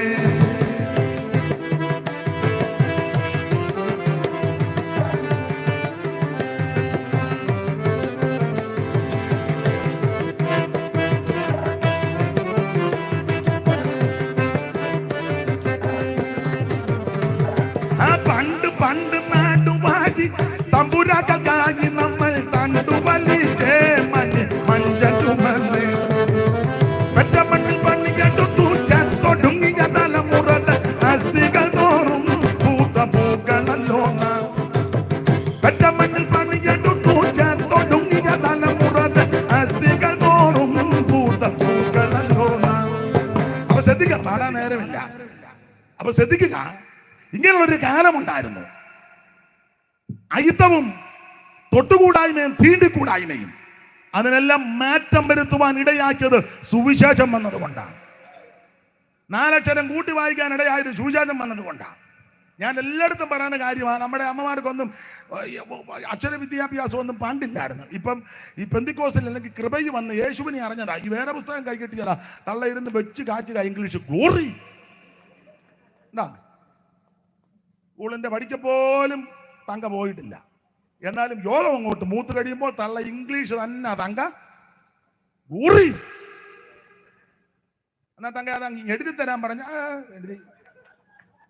ഇത് മാർഗത്തിന്റെ വിശേഷം. എന്നിട്ട് തങ്ക ഗ്ലോറി പറയുമ്പോ അപ്പുറം ഇരുന്ന് ഏലി ഇരുന്ന് പറഞ്ഞ ജീസസ്. ഇതൊക്കെ ഇത് മാർഗത്തിൽ വന്നാലേ ഒക്കുവള്ളന്ന്. ഏലി ജീസസ് പറഞ്ഞപ്പോൾ അപ്പുറം ഇരുന്ന് ചിഹ്ന പറയാ വിക്ടറി. ഇതെല്ലാം ഞങ്ങൾ ഉപദേശമാരിട്ട് കൊടുക്കുന്നതാ. ഇത് എന്നാന്നൊന്നും അറിയാൻ മേല തള്ള കയറി മൂക്കുക. വിക്ടറി ഒക്കെ ഇതിനകത്ത് വന്നാലേ ഒക്കുവുള്ളു. സ്തോത്രം. ഈ മാർഗത്തിൽ വന്നതാ നിന്റെ രക്ഷ. Price the Lord. യേശുവിനെ അറിഞ്ഞതാ നിന്റെ ഭാഗ്യം. ഈ കൃപയിൽ വന്നതാ നിന്റെ ഭാഗ്യം. എവിടെയും ഉയർത്താൻ പറ്റുന്നതാ സുവിശേഷം. Praise the Lord. നരഭോജികളെ നരസ്നേഹികളാം ഉത്തമ സോദരരാജു. നരഭോജികളെ നരസ്നേഹികളാം ഉത്തമ സോദരരാജു. വിമല മനോഹര സുവിശേഷം മംഗള ജയ ജയ സന്ദേശം. വിമല മനോഹര സുവിശേഷം മംഗള ജയ ജയ സന്ദേശം. എങ്ങും പുകഴ്ത്തുവിൻ സുവിശേഷം മംഗള ജയ ജയ സന്ദേശം. അതെ, സമയം പോകുന്നല്ലോ. അവൻ യേശുക്രിസ്തുവിന്റെ അംഗപ്രത്യംഗ വർണ്ണന. അതാണ് 5:10 മുതൽ താഴോട്ട്. അങ്ങനെ പറഞ്ഞു വരുമ്പോൾ പറയുക, അവിടുത്തെ കൈകൾ ഗോമേതകം പതിച്ചിരിക്കുന്ന സ്വർണ്ണനാളങ്ങൾ. 2 ലോകം ഓർപ്പിച്ചു. ഒന്ന് ഗോമേതകം, 2 സ്വർണം. ഇത് 2 വിഷയത്തെ കുറിക്കുന്നു. ഗോമേതകം അവിടുത്തെ ന്യായവതിയെ കുറിക്കുന്നു. സ്വർണം അവിടുത്തെ രാജത്വത്തെ അല്ലെങ്കിൽ അനുഗ്രഹത്തെ കാണിക്കുന്നു. ഗോമേതകം ന്യായവതിയാന്നുള്ള തെളിവാണ്. ദാൻ ഗോത്രത്തിന്റെ നടലാണ് അഹരോന്റെ മാർപ്പതകത്തിൽ കൊടുത്തിരിക്കുന്ന ഗോമേതക കല്ല്. അത് ദാൻ ഗോത്രത്തിന്റെ നടല. ദാൻ ഗോത്രം ന്യായവതിയെ കാണിക്കുന്നു. അതാണ് ഉൽപ്പത്തി 49:17. അപ്പോൾ ഗോമേതക ന്യായവതിയെ കാണിക്കുന്നു. എന്നാൽ സ്വർണം അവിടുത്തെ രാജത്വത്തെ കാണിക്കുക. അവിടുന്ന് രാജാതിരാജാവാണ്. അതുകൊണ്ടാണല്ലോ അവിടുത്തെ തിരുജനന സമയത്ത് കൊണ്ടുവന്ന് 3 സാധനങ്ങളാണല്ലോ കാഴ്ചവെച്ചത്. എന്തുവാ? നിങ്ങൾ പോയില്ലല്ലോ, അതുകൊണ്ടാ നിങ്ങൾക്ക് അറിയാതായിപ്പോയി. പുസ്തകത്തിലുണ്ടെന്ന് അമ്മേ പറയമ്മേ. അമ്മയ്ക്ക് പൊന്നിനോട് വലിയ താല്പര്യമില്ല. വന്നു മകർന്നിന്നൂക്കൽ പറ്റിയോടെ പൊന്നെ മൂലെ കുന്തിരിക്കം കാഴ്ചവെച്ചു.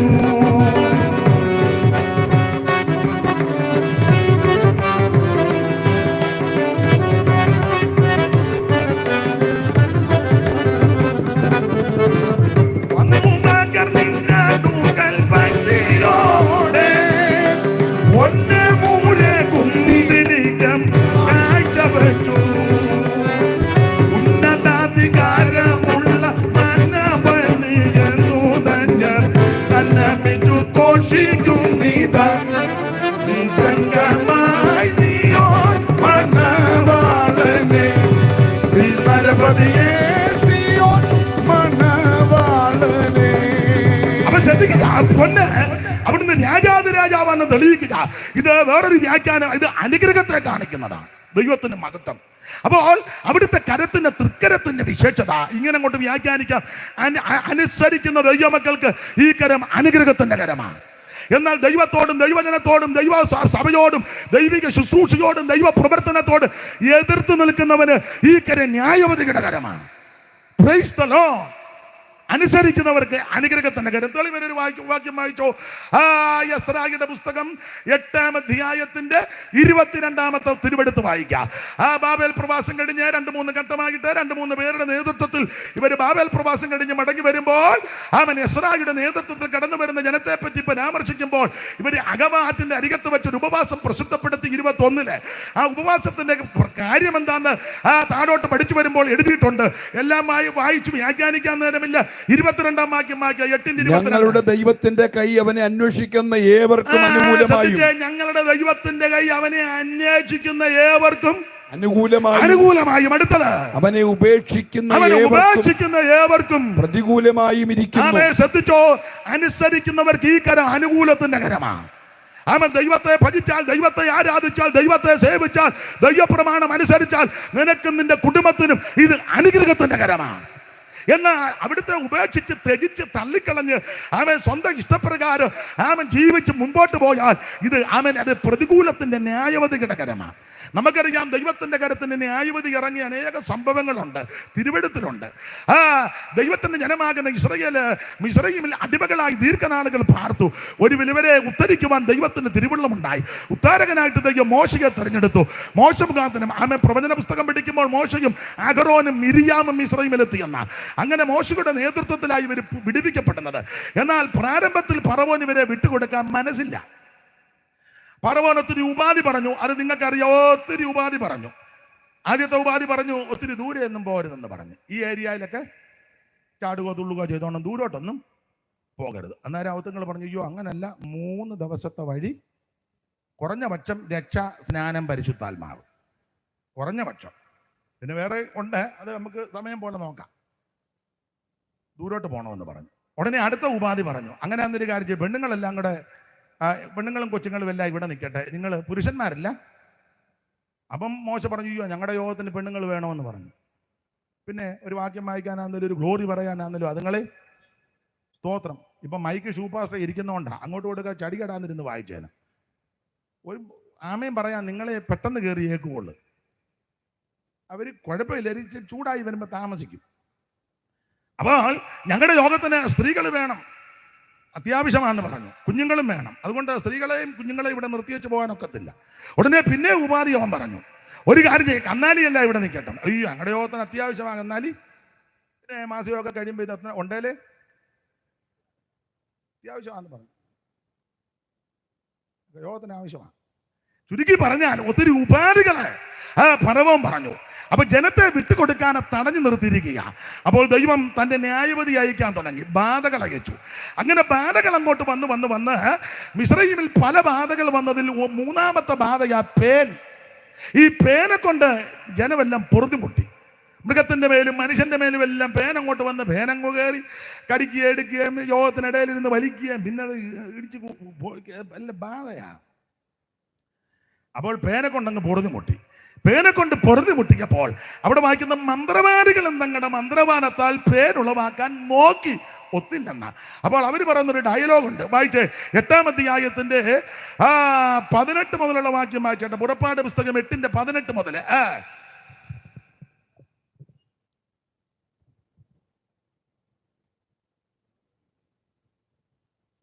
മന്ത്രവാദികളും തങ്ങളുടെ മന്ത്രവാദത്താൽ പേരൊഴിവാക്കി നോക്കി, അവർക്ക് കഴിഞ്ഞില്ല. മനുഷ്യരുടെ മൃഗങ്ങളുടെ മേൽ പേരൊഴിവായതുകൊണ്ട് മന്ത്രവാദികൾ ഫറവോനോട്, ഇത് ഇസ്രായേലിന്റെ ദൈവത്തിന്റെ വിരല. ആ ഭാഗം പഠിക്കുന്നവർക്കറിയാം, മന്ത്രവാദങ്ങളും തങ്ങളുടെ മന്ത്രവാദത്താൽ പേനുളവാക്കാൻ നോക്കി, അവർക്ക് കഴിഞ്ഞില്ല. മനുഷ്യരുടെയും മൃഗങ്ങളുടെയും മേൽ പേനുളവായതുകൊണ്ട് മന്ത്രവാദികൾ പറയുക, ഇത് എണ്ണക്കേടല്ല ചാ, ക്ലൈമറ്റ് മാറിയതല്ല, അവൻ കാറ്റും പൊടിയും മഴ കൊണ്ടുവന്ന പേനല്ല എന്ന് പറഞ്ഞാൽ ഈ പേൻ വരാനുള്ള കാരണം പറയുക, സത്യദൈവത്തെ സേവിക്കുവാൻ, സത്യദൈവത്തെ ആരാധിക്കുവാൻ, നിത്യജീവനം പ്രാപിക്കുവാൻ, നിത്യതയിൽ അവൻ അത് ജനം പോകുന്നതിന് തടസ്സമായി നീ തടുത്തു വച്ചിരിക്കുന്ന ജനമുണ്ട്. അവൻ ആ ജനത്തെ നീ വിടാതെ തടുത്തു വെച്ചത് കൊണ്ട് ദൈവത്തിന്റെ ന്യായവതിയുടെ കരമാണ്. ഇന്ന് രാത്രി ഉറവയ്ക്കൽ പ്രദേശത്തോടും എന്നെ കേൾക്കുന്നവരോടും, മണർകാട്, ഉറവയ്ക്കല്, പുതുപ്പള്ളി, മാലം, ഐരാറ്റ് നട, പിന്നെ അങ്ങോട്ട് അയർക്കുന്നം എന്ന് വേണ്ട, കിടങ്ങന്നൂര്, പിന്നെ പള്ളിക്കത്തോട് അങ്ങോട്ട് പോകുമല്ലോ, 14 മൈൽ, അതിനിപ്പുറം കോത്തല, ഈ ദേശത്തുള്ള സകലരോടും പറയാ, സത്യദൈവത്തെ ആരാധിക്കുവാൻ ജനത്തെ വിട്ടുകൊടുക്കാതെ തടുത്തു വച്ച ശക്തികളുടെ മേൽ ദൈവത്തിന്റെ ന്യായവതി ഇറങ്ങും. ജീവനുള്ള ദൈവത്തെ സേവിക്കുവാൻ, സത്യദൈവത്തെ ഭജിക്കുവാൻ, ഏകദൈവമായ, നിത്യദൈവമായ, സത്യദൈവമായ, ജീവനുള്ള ദൈവമാകുന്ന യേശുക്രിസ്തുവിനെ ആരാധിക്കുന്നതിന് തടസ്സമായി നീ നിന്നാൽ, അവൻ നിന്നാലും ആര് നിന്നാലും ദൈവത്തിന്റെ കൈയുടെ ന്യായവതി ഇറങ്ങും. എന്റെ ജനത്തെ ആരാധനയ്ക്ക് വിട്ടയക്കണം. ആരെ ആരാധിക്കണം? യേശുവിനെ ആരാധിക്കണം. ആരെ ആരാധിക്കരുത്? വേറെ ആരെ ആരാധിക്കരുത്. ആരാ ആരാധിക്കേണ്ടത്? ചുമ്മാ പോകുന്നെല്ലാം കയറി ആരാധിക്കരുത്. വഴിയ പോയപ്പോൾ അവനും കയറി ഇതിങ്ങനെ വെച്ചോണ്ടിരിക്കുമ്പോൾ അവനും തുള്ളുക. ഇവിടെ ആരാധിക്കണമെന്ന് ചോദിച്ചാൽ പുസ്തകത്തിൽ പ്രമാണമുണ്ട്. ശരിയായ ആരാധന ചെങ്കടൽ കടന്നു കഴിഞ്ഞപ്പോൾ ആരാധന ശരിയായത്. മിസ്രൈമിൽ എത്ര കൊല്ലം പാർത്തു? ആരാധിച്ചതായിട്ട് ഒറ്റ വാക്യം ഇല്ല. ചാപ്പാട് കഴിച്ചെന്ന് ഇഷ്ടം പോലെ വാക്യമുണ്ട്, ആരാധിച്ചെന്ന് വാക്യമില്ല. അറിഞ്ഞു പിടിക്കുകയായിരുന്നു. എല്ലും തോലുമായിട്ട് ആന്നേലും ഒരു 10 പൊറോട്ടയൊക്കെ. വണ്ണമുള്ളവരും അത്ര മോശമൊന്നുമല്ല. പിന്നെ ഞാനും നീയുമൊക്കെ നമുക്കൊരു കൂട്ട്. അപ്പൊ ശ്രദ്ധിച്ചേ, സത്യദൈവത്തെ ആരാധിക്കാൻ ജനത്തെ വിട്ടുകൊടുക്കുന്നില്ല. ദൈവത്തിന്റെ കരത്തിന് ന്യായവതി ഇറങ്ങി. ഇവര് ആരാധനയ്ക്ക് മിസ്രയീമിൽ വെച്ച് ആരാധിച്ചെന്ന് വാക്യമല്ല, ചാപ്പാട് കഴിച്ചെന്ന് ഇഷ്ടം പോലെ വാക്യമുണ്ട്. പുറപ്പാട് പുസ്തകം 16-ാം അധ്യായത്തിന്റെ 2-ാം വാക്യവും, സംഖ്യാപുസ്തകം 11-ാം അധ്യായത്തിന്റെ 21-ാം അധ്യായത്തിന്റെ 4 മുതൽ താഴോട്ടും, സംഖ്യാപുസ്തകം 11-ാം അധ്യായത്തിന്റെ 4 മുതൽ താഴോട്ടുള്ള തിരുവെടുത്തുകൾ പഠിക്കുമ്പോൾ ഇവർ ചാപ്പാട് കഴിച്ചെന്നുണ്ട്, ആരാധിച്ചെന്നില്ല. ആരാധിച്ചതപ്പോഴാ അവൻ കുഞ്ഞാടനെ അറുത്ത് ചോരത്തളി ആചരിച്ചു, രക്ഷ. അവൻ സകല എണ്ണവും ചെങ്കടൽ കടന്നു, സ്നാനം എന്ന് പറഞ്ഞാൽ രക്ഷിക്കപ്പെട്ട് സ്നാനപ്പെട്ട് മറുകര കയറിയപ്പോൾ ജനം ദൈവത്തെ ആരാധിക്കാൻ തുടങ്ങി. അതാണ് ശരിയായ ആരാധന. എന്റെ മേരി, നീ ചുമ്മാ അവിടെ കിടന്ന് ചാടിയിട്ടൊന്നും ഒരു കാര്യവുമില്ല. മേരി കീരി എടാ, ശരിയായ ആരാധന അവൻ കുഞ്ഞാടനെ അറുത്ത് ചോരത്തളി ആചരിക്കണം. അത് യേശുക്രിസ്തുവിന്റെ കാൽവറി മരണമാണ്. മറ്റൊരുത്തനും രക്ഷയില്ല. യേശുക്രിസ്തുവിന്റെ പരിശുദ്ധ രക്തത്താൽ, ഇവിടുത്തെ രക്തം നിർമ്മല രക്തമാ, പരിശുദ്ധ രക്തമാ, വിലയേറിയ രക്തമാ, ഗുണകരമായി സംസാരിക്കുന്ന രക്തം, പുണ്യാക രക്തം, ജയം തരുന്ന രക്തം, വിടുവിക്കുന്ന രക്തം. ആ രക്തത്താൽ ചോരത്തളി എന്ന് പറഞ്ഞ രക്ഷ. 2 ചെങ്കടൽ കിടക്കണം, സ്നാനം. ഇത് രണ്ടും കഴിഞ്ഞാഴ്ച അക്കരെ കയറി ആരാധനയല്ലാതെ അയ്യോ പ്രസാദം. എല്ലാം വ്യാഖ്യാനിക്കാൻ നേരമില്ല. നിങ്ങൾ തിരുവെടുത്ത് പരിശോധിക്കുന്നവരാണല്ലോ. അപ്പൊ ശരിയായ ആരാധന ദൈവം പ്രസാദിക്കണമെങ്കിൽ അങ്ങനെ. അപ്പോൾ ഇവിടെ സത്യദൈവത്തെ ആരാധിക്കാൻ ജനത്തെ വിട്ടുകൊടുക്കാതെ പർവ്വം തടുത്തു നിർത്തിയിരിക്കുക. അതുകൊണ്ട് ഇവന്റെ മേ ദൈവത്തിന്റെ ന്യായവതികളുടെ കരമുണ്ടായി. ഇന്ന് രാത്രി ഒരു കാര്യം ഉറപ്പിച്ചും തറപ്പിച്ചും പറയാ, ജീവനുള്ള ദൈവത്തെ ആരാധിക്കുവാൻ തടസ്സമായി നീ എതിർത്താൽ, അവൻ സത്യദൈവത്തെ ഭജിക്കുന്നതിന് വിരോധമായി നീ തന്ത്രമൊരുക്കിയാൽ, അവൻ പാവപ്പെട്ട ദൈവമക്കൾ ദൈവത്തെ ആരാധിക്കുന്നതിന് വിരുദ്ധമായി, പാവപ്പെട്ട ദൈവമക്കൾ സത്യദൈവത്തെ ഭജിക്കുന്നതിന് വിരുദ്ധമായി നീ തന്ത്രങ്ങളും കൂടെ പ്രയോഗവും ക്ഷുദ്രമായിട്ട് സംഘടനയോ സംഘമോ ഒക്കെ ചേർന്ന് കാര്യങ്ങൾ ഒരുക്കിയാൽ ഞങ്ങൾക്ക് നിന്നോട് എതിർക്കാനൊന്നും ഒക്കത്തില്ല. ഇവിടെ മുഴങ്കാലിരിക്കും. ഇരിക്കുമ്പോൾ അവൻ സ്വർഗം ചായിച്ചു ദൈവം ഇറങ്ങി വരും. നിനക്ക് വേണ്ടി ദൈവം യുദ്ധം ചെയ്യും. യുദ്ധം യഹോവയ്ക്കുള്ളതാ. അതുകൊണ്ട് പെന്തിക്കോസുകാരോട് പറയാ, നീ കേസ് കൊടുക്കാനും പോകണ്ട, വഴക്കുണ്ടാക്കാനും പോകണ്ട, എതിർക്കാനും പോകണ്ട, ഒടുക്കാനും പോകണ്ട, MLA കാണണ്ട, മന്ത്രിയെ കാണണ്ട, തന്ത്രിയെ കാണണ്ട. എടാ, നീ മുട്ടാലിരുന്ന് പ്രാർത്ഥിക്കേ. നീ പ്രാർത്ഥിക്കുമ്പോൾ നിനക്ക് വേണ്ടി യുദ്ധം ചെയ്യുന്നൊരു ദൈവമുണ്ട്. നീ മുഴങ്കാലും, ഞാനിതല്ല എൻ്റെ അനുഭവത്തിൽ നിന്നാ പറയുന്നത്. എടാ, പോരാട്ടങ്ങളും പ്രശ്നങ്ങളും വരുമ്പോൾ നെട്ടോട്ടമാടാതെ മുഴങ്കാലിരിക്കണം. നിനക്ക് വേണ്ടി യുദ്ധം ചെയ്യുന്നൊരു ദൈവമുണ്ട്. നിനക്ക് വേണ്ടി പ്രവർത്തിക്കുന്നൊരു ദൈവമുണ്ട്. ഉന്നതന് മീതെ ഉന്നതനുണ്ട്, അവന് മീതെ അത്യുന്നതനുണ്ട്. യോബ് പറഞ്ഞു, ഇപ്പോഴും എൻ്റെ സാക്ഷി സ്വർഗത്തിലും എൻ്റെ ഗ്രാമ്യക്കാരൻ ഉയരത്തിലാ. നിനക്ക് വേണ്ടി യുദ്ധം ചെയ്യുന്ന ഒരു ദൈവം ഉണ്ടെന്ന്. മുട്ടാലിരിക്കണം. ദൈവത്തോട് പ്രാർത്ഥിക്കണം. പ്രാർത്ഥന കേൾക്കുന്നതിനായുള്ളവേ സകല ജഡവും നിന്റെ അടുക്കലേക്ക് വരുന്നെന്ന. ആട്ടെ, സമയം പോകുന്നല്ലോ. ന്യായവതികളുടെ കരം എതിർക്കുന്നവർക്ക് ഈ കരം ന്യായവതികളുടെ കരമാണ്. അതാ ഇസ്രായേലിൽ പറയുക, ഇത് ദൈവത്തിന്റെ കയ്യാ, വിരലാ. ഇതുപോലെ ഒരു ന്യായവതി പണ്ട് ഫെലിസ്ത്യ ദേശത്തുണ്ടായി. ഏലിയുടെ കാലത്ത് പെട്ടകം പിടിച്ചോണ്ട് പോയി. ഈ പിള്ളേര് ഗുണമല്ലായിരുന്നു, അവന്മാര് പെട്ടകം എടുത്തോണ്ട് വന്നതാ. ഇവന്മാർക്ക് ഇത് പ്രമാണം എന്നതാ, ഉപദേശം എന്നാ, വ്യവസ്ഥ. ഇവന്മാർ ചുമ്മാ പെട്ടകമായിട്ട് തുള്ളുക. ഇവന്മാർ ഓളിയോ എല്ലാം കൂടെ കൂട്ടി, ഞാൻ എന്നെയും കൂടെ പ്രതിയാക്കി പറയാം, ഇതെല്ലാം കൂടെ അടിച്ചു പെരുക്കിയപ്പോൾ എല്ലാം കിടന്ന് തുള്ളി ഭയങ്കര ബഹളം. അന്നേരം അവർ ചോദിച്ചു, എന്നാ പതിവില്ലാത്തൊരു ഓളം? അന്നേരം അവർ പറഞ്ഞു, ദൈവം വന്നെന്ന്. അവരുടെ പാളയത്തിൽ ദൈവം ആ താലൂക്ക് വന്നിട്ടില്ല. പിന്നല്ലേ ആ താലൂക്കിൽ ഇവന്മാര് ചുമ്മാ ഓളം ഉണ്ടാക്കുക, ദൈവം വന്നെന്ന്. ദൈവം ഒന്നും വന്നില്ല. ദൈവം വരാഞ്ഞത് കൊണ്ട് ആ പെട്ടകം പരിസരം പിടിച്ചുകൊണ്ട് പോയി. ഒപ്പനിയും വിനേകാസും പോർക്കളത്തിൽ പാട്ടു. ഏലി സീനിയറാ, പുറകോട്ട് വീണ് കടുത്തൊടിഞ്ഞാത്തു.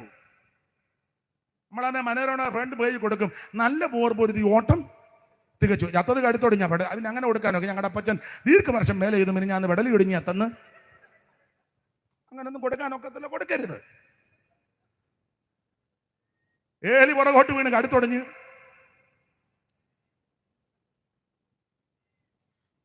ഫിനെഹാസിന്റെ ഭാര്യ പൂർണ്ണ ഗർഭവതിയാ.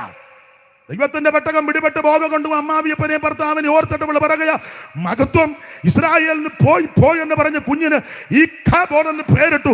അവളും എന്റെ ഭാഷ പറഞ്ഞ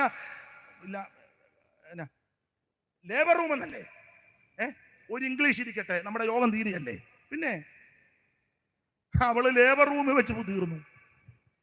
ഉപദേശി സെൻട്രൽ പൈത്തോമി വെച്ച് പുള്ളിയും പുറകോട്ട് വീണ് കടുത്തൊടിഞ്ഞു. പിള്ളേര് കൺവെൻഷൻ ഗ്രൗണ്ടിൽ പൊത്തോന്ന് വീണു. ഒപ്പിനിയും ഫിനെഹാസും തുള്ളി ഒറ്റ ഒരുത്തനില്ല, വിവരിക്കുന്നില്ല. പെട്ടകം ബലിതരി പിടിച്ചുകൊണ്ട് പോയി. അവന്മാരെ ദാഗോന്റെ ക്ഷേത്രത്തിൽ വെച്ച് അന്ന് രണ്ടുപേരോട് ഒന്നിച്ചിരിക്കാൻ. അയ്യോടി പിറ്റേന്ന് ചെന്നപ്പം ദാഗം താണ്ട് ഉച്ചയും കുത്തി തിത്തയെന്നും പറഞ്ഞു. അവിടെ പറഞ്ഞു അയ്യോടെ പുള്ളി താഴെ വീണല്ല. ആ പുള്ളി അല്ലെങ്കിൽ നേരെ ഇരിക്കുകയല്ല എന്ന് പറഞ്ഞ് നേരെ എടുത്ത് വെക്കാൻ പറഞ്ഞു. പുള്ളിയെ നേരെ വെച്ച് പിറ്റേന്ന് ചെന്നപ്പോൾ അയാളുടെ കൈ ഓടലുമില്ല. അയ്യോന്നോ? അയ്യോ പുസ്തകത്തിലെ വാക്യമാണ് ഞാൻ പറഞ്ഞേ. അമ്മാമ്മ എവിടെ ഇരുന്ന് അയ്യോ എന്ന് പറഞ്ഞു. നമ്മുടെ മാണിച്ചൻ്റെ തവേലയല്ലേ? ആ നമ്മൾ അന്ന് വന്നപ്പോ അമ്മാമ്മ മൂപ്പ പിന്നെ. അപ്പൊ ശ്രദ്ധിച്ചേ, ദാഗോനെ അവൻ പൊത്തോന്ന് താഴെ വീണു. അവരെ ആകെ പ്രശ്നമായി. കൊണ്ടുചെന്നെടുത്തല്ല മൂലരോഗം അങ്ങോട്ട് കഠിനപ്പെട്ടപ്പോൾ ഫെലിസ്ത്യര് കമ്മിറ്റി കൂട്ടിയിട്ട് ബില്ല് പാസ്സാക്കി പറഞ്ഞു, ഇത് ഇസ്രായേലിന് ദൈവത്തിന്റെ കൈ ഭാരമായിട്ട് വന്നതാ. വായിച്ചേ 5:6 മുതൽ വായിച്ചേ. ശമൂവേലിന്റെ 1-ാം പുസ്തകം 5-ാമത്തെ. നിങ്ങൾ ചടിയടാന്നൊന്ന് വായിച്ച ആരേലും ദൈവദാസന്മാർ ആരേലും ഒന്ന് എന്നെ ഒന്ന് സഹായിക്ക്, കാല് പിടിച്ച് അപേക്ഷിക്കുക. എന്നാൽ യഹോവയുടെ കൈ അസ്തോദിലുടെ മേൽ ഭാരമായിരുന്നു. അവൻ അവരെ ശൂന്യമാക്കി.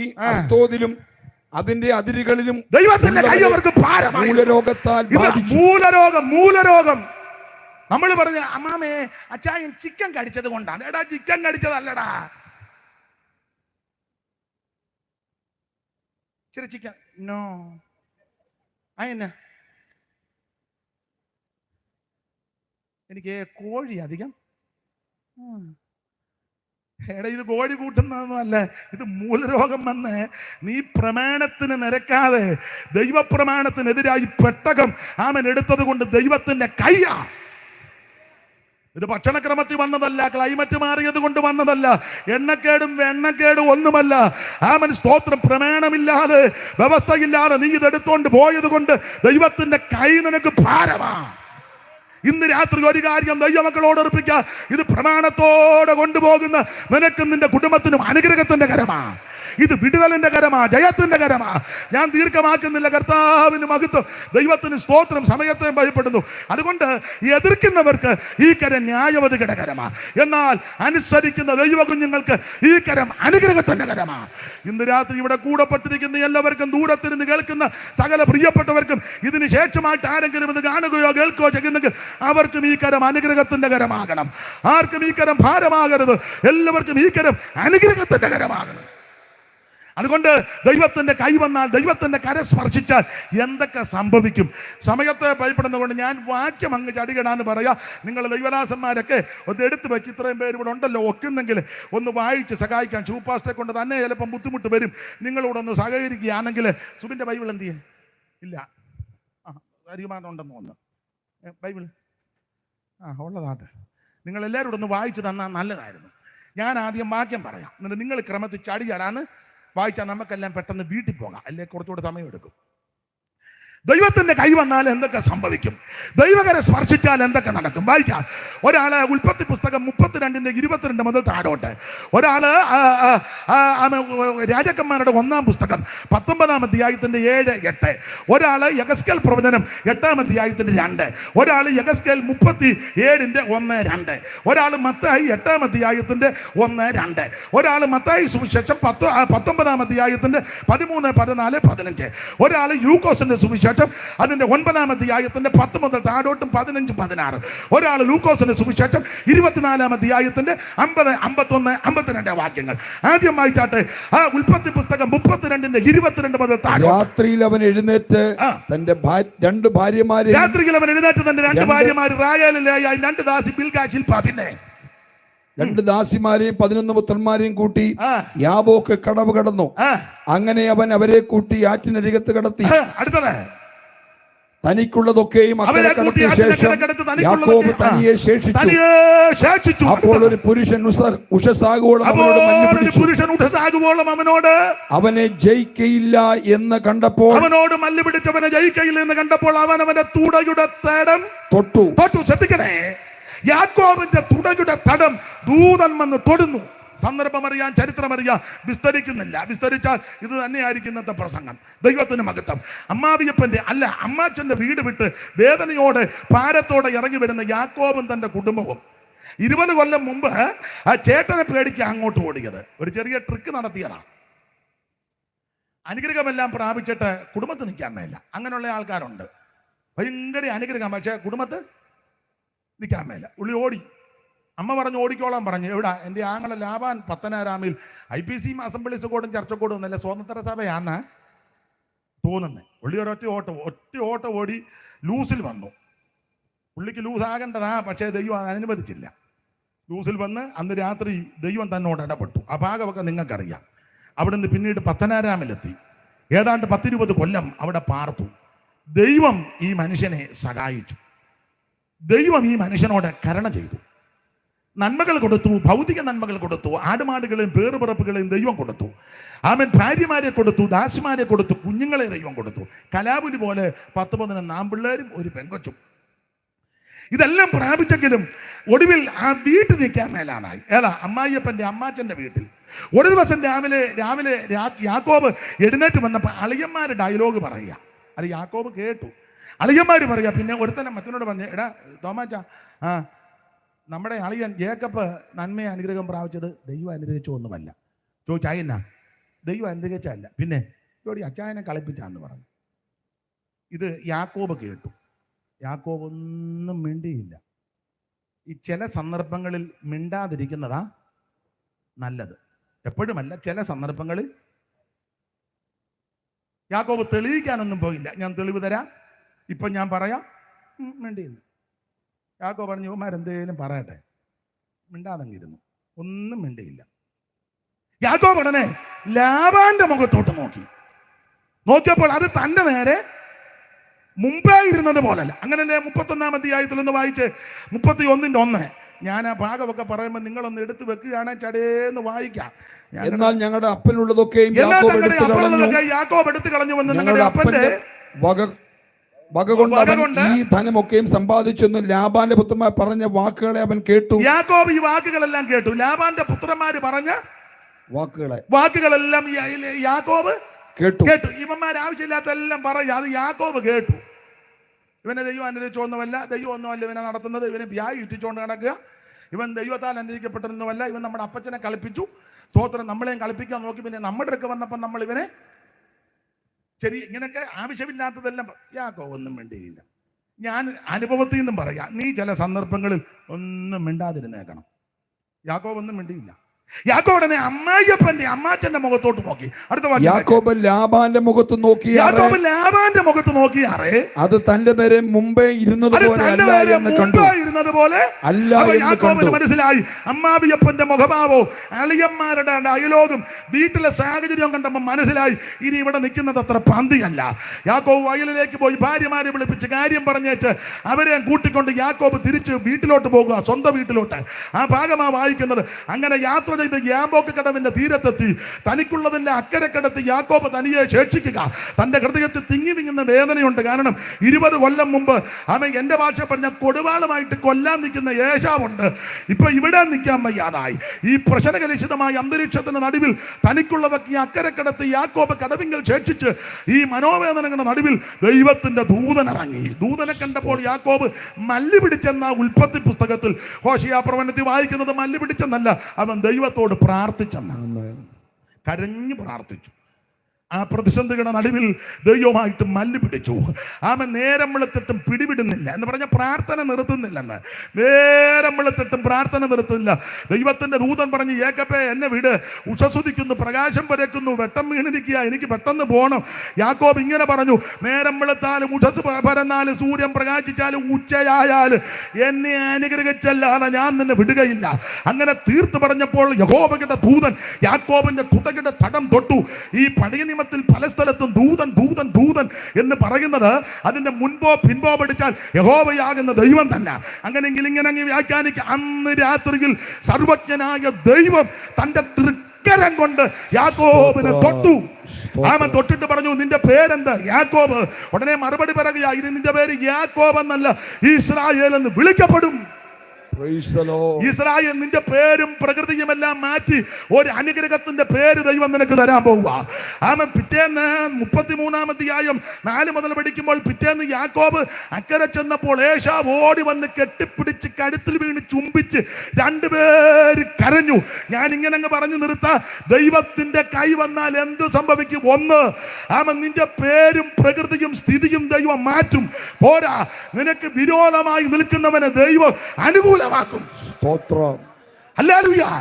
നമ്മൾ ചെയ്യേണ്ട ഒറ്റ കാര്യം പ്രാർത്ഥിക്കുക, വേറൊരു കാര്യം ചെയ്യരുത്. വിരോധമായി നിൽക്കുന്നവരെ ദൈവം അനുകൂലപ്പെടുത്തി കൊണ്ടുവരും. നീ മുഴങ്കാലും മേലിരിക്കണം. നിന്റെ പേരും പ്രകൃതിയും ദൈവം മാറ്റും. ഇന്ന് രാത്രി ദൈവത്തെ ഭജിച്ചാൽ, ദൈവത്തെ ആരാധിച്ചാൽ നിന്റെ സ്ഥിതിക്ക് ദൈവം മാറ്റം വരുത്തും. ദൈവത്തെ കൊണ്ട് മാത്രമേ സാധ്യമാകൂ.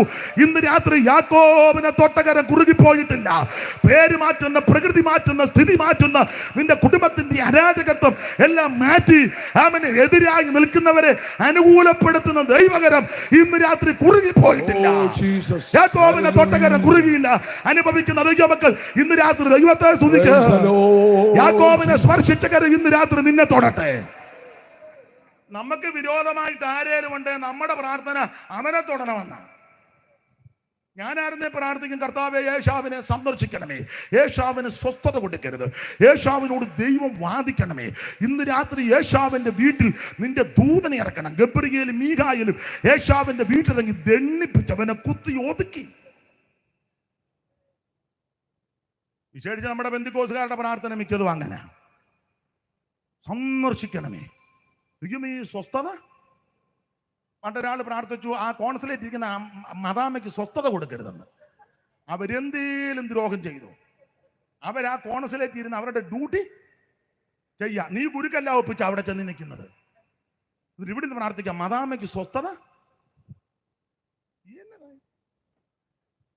നമുക്ക് വിരോധമായിട്ട് ആരേലും ഉണ്ട്, നമ്മുടെയൊക്കെ പ്രാർത്ഥന അവന് സ്വസ്ഥത കൊടുക്കരുതെന്ന് അല്ല. നമ്മുടെ പ്രമാണം എന്നാന്നറിയോ? ഇവിടെ അടിച്ചാൽ ഇവിടം കാണിച്ചോണം. അതാ പ്രമാണം. ഒറ്റ അടി അടിക്കുമ്പോൾ നേരെ ഇവിടെ കൂടെ കാണിച്ചേച്ച് പൊക്കോണം.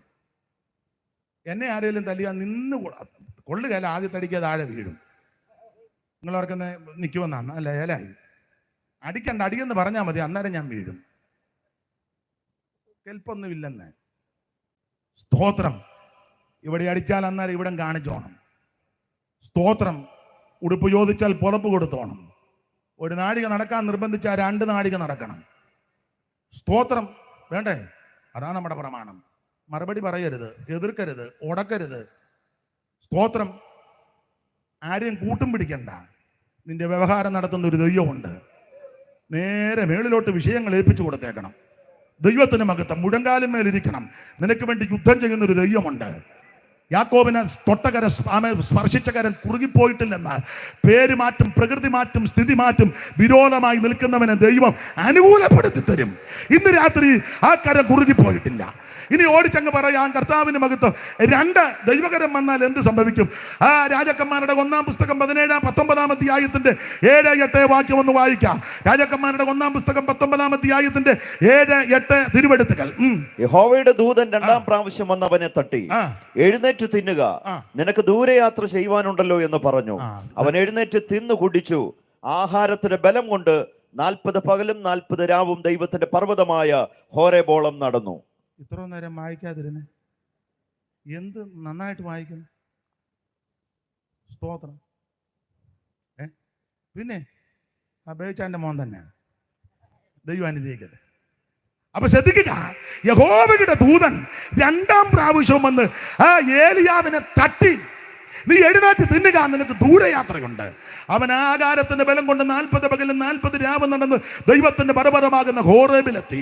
ചരിത്രമൊന്നും വിസ്തരിക്കുന്നില്ല. കർത്താവിന്റെ മുഖത്ത് ഒരു തള്ള ഏതാണ്ട് പറഞ്ഞെന്നും പറഞ്ഞ് പുള്ളി ശുശ്രൂഷ ചെയ്ത പുള്ളി ചൂരച്ചേട്ടയുടെ കീഴിൽ പോയി കിടക്കുക. അമ്മാമ്മ ഏതാണ്ട് പറയാം, അമ്മാമ്മ ഏതാണ്ടൊന്നുമല്ല പറഞ്ഞ, അമ്മാമ്മ പറഞ്ഞത് എൻ്റെ പ്രവാചകനെ കൊന്നെങ്കിൽ അതുപോലെ അവിലൊരുത്തനെ പോലെ ഇയാളെ ഞാൻ കൊല്ലും, തട്ടുവെന്ന് പറഞ്ഞ അമ്മാമ്മ. അയ്യോ, അങ്ങനെയുള്ള അമ്മാമ്മയൊക്കെ ഉണ്ട് ഇല്ലേ? അയ്യോ, നല്ല സ്ത്രീകളുമുണ്ട്, ബഹുമാനിക്കപ്പെട്ടവരുമുണ്ട്, മെനക്കേട് കേസുകളും. ജോഡി കഴിഞ്ഞ ദിവസം വായിച്ചല്ലോ, ഒറ്റ ഇടിക്ക് ഭർത്താവിനെ കൊന്നത് മൂക്കാമ്പട്ട നോക്കി ഒരു ഇടി വായിച്ചല്ലേ? പേപ്പറൊന്നും വരുത്തുന്നില്ലേ? ഒറ്റ ഇടി മൂക്കാമ്പട്ടയ്ക്ക് ഒരു തള്ള അവളെ ദുബൈക്ക് കൊണ്ടുപോയില്ലെന്ന് വായിച്ചല്ലേ? അതുകൊണ്ട് എവിടെയെങ്കിലും കൊണ്ടുപോകാന്നൊക്കെ പറഞ്ഞാൽ ഇന്ന് രാത്രി തന്നെ പൊക്കോണം, അല്ല അതിന്റെ മൂക്കാമ്പട്ട ഇടിച്ച്. അയ്യോ, അങ്ങനത്തെ കാലമാ. ഒറ്റ ഇടി ഇടിച്ചെന്നാ പറഞ്ഞത്, 1.25 ഇടിച്ചില്ല. എനിക്കൊന്ന് അതിനെ ഉള്ളായിരുന്നു പുള്ളി, ഒരിടിക്കേ. അങ്ങനത്തെ കാലമാ, ലോകം അങ്ങനാ. ഈ സ്ത്രീ ഇസബേല് ഇങ്ങനെ പരസ്യ പ്രസ്താവന നടത്തി. ബാലിന്റെ അശേരരികയും പ്രവാചകന്മാരാകുന്ന 189 പ്രവാചകന്മാരെ ആ തോട്ടിന്റെ കരയിൽ വെച്ച് വെട്ടിക്കൊന്നെങ്കിൽ അവരിൽ ഒരുത്തനെ പോലെ ഞാൻ ഏലിയാവിനെ തട്ടും, ഏലിയാവിനെ തട്ടും. അമ്മാമ്മയുടെ ഡയലോഗ് ഇതാ, എല്ലാം വിസ്തരിച്ചിട്ടില്ല. ഇനി ഏലിയാവിനെ ഭൂമിയുടെ മുഖത്ത് ഞാൻ നിർത്തുകയില്ല. ഇനി ഏലിയാവിന് അവൻ വെട്ടം കാണിക്കത്തില്ല. ഇനി ഏലിയാവിന് അവൻ ഒരു ശുശ്രൂഷ ചെയ്യാനും ഞാൻ അനുവദിക്കത്തില്ല. ഇനി ഏലിയാവിന് ഒരു ശുശ്രൂഷയ്ക്ക് ഞാൻ ഇടം കൊടുക്കുകയില്ല. ഇവനെ ഞാൻ തട്ടും. അതാ അമ്മാമ്മ തീരുമാനിച്ചത്. അമ്മാമ്മയുടെ തീരുമാനം സ്വർഗത്തിന്റെ തീരുമാനം വേറെയല്ലേ? നിന്നെ അമ്മാമ്മയുടെ കയ്യിലും അപ്പാപ്പന്റെ കയ്യിലും വിട്ട് തട്ടാൻ ദൈവം കൊടുക്കുമോ? തന്റെ കുറുപ്രാവിനെ ദുഷ്ടമർഗത്തിന് ഏൽപ്പിച്ചു കൊടുക്കുമോ? വിശ്വസ്തയോടെ ദൈവത്തെ ഭജിക്കുന്ന ദൈവത്തിന്റെ പൈതല് നിന്നെ ശത്രുവിന്റെ കയ്യിൽ ദൈവം കൊടുക്കത്തില്ലെന്ന് ഏലിയാവിനോട് പറയാ. നിന്നെ അമ്മാമ്മയുടെ കയ്യിലും കൊടുക്കുകയില്ല, അപ്പാപ്പന്റെ കയ്യിലും കൊടുക്കുകയില്ല, ഉപ്പാപ്പന്റെ കയ്യിലും കൊടുക്കുകയില്ല. ആമൻ സ്തോത്രം. ഒരു പാസ്റ്റർമാരുടെ കയ്യിലും കൊടുക്കുകയില്ല, സെന്ററിന്റെ കയ്യിലും കൊടുക്കുകയില്ല, ലോക്കലിന്റെ കയ്യിലും കൊടുക്കുകയില്ല, ഒരു ഗുണ്ടയുടെ കയ്യിലും. അമ്മാമ്മ ഓർത്തത് ഇനി മെട്ടം കാണുകയില്ല, തട്ടിയേക്കാൻ. അമ്മാമ്മ ആളിനോട് പറഞ്ഞു തട്ടിയേക്കാൻ പറഞ്ഞു, ഇനി എങ്ങും അടിച്ച് തകർക്കാൻ പറഞ്ഞു. സ്വർഗത്തിന്റെ പദ്ധതി എന്നാന്നറിയാവോ? അമ്മാമ്മയുടെ കയ്യിലും അപ്പാപ്പന്റെ കയ്യിലും വിട്ട് അമ്മാനമാടാൻ നിന്നെ കൊടുക്കത്തില്ലെന്ന്.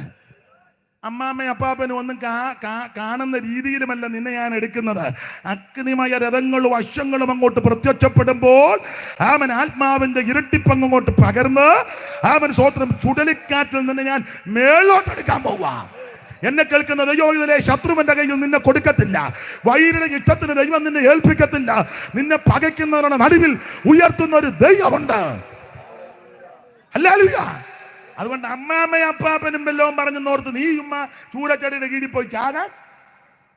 നെഞ്ചമ്മേ നിൻ ചഞ്ചലങ്ങൾ ഒന്നും വേണ്ട, പഞ്ചമുറി വേണ്ടതാത് പഞ്ചമേ തീരും.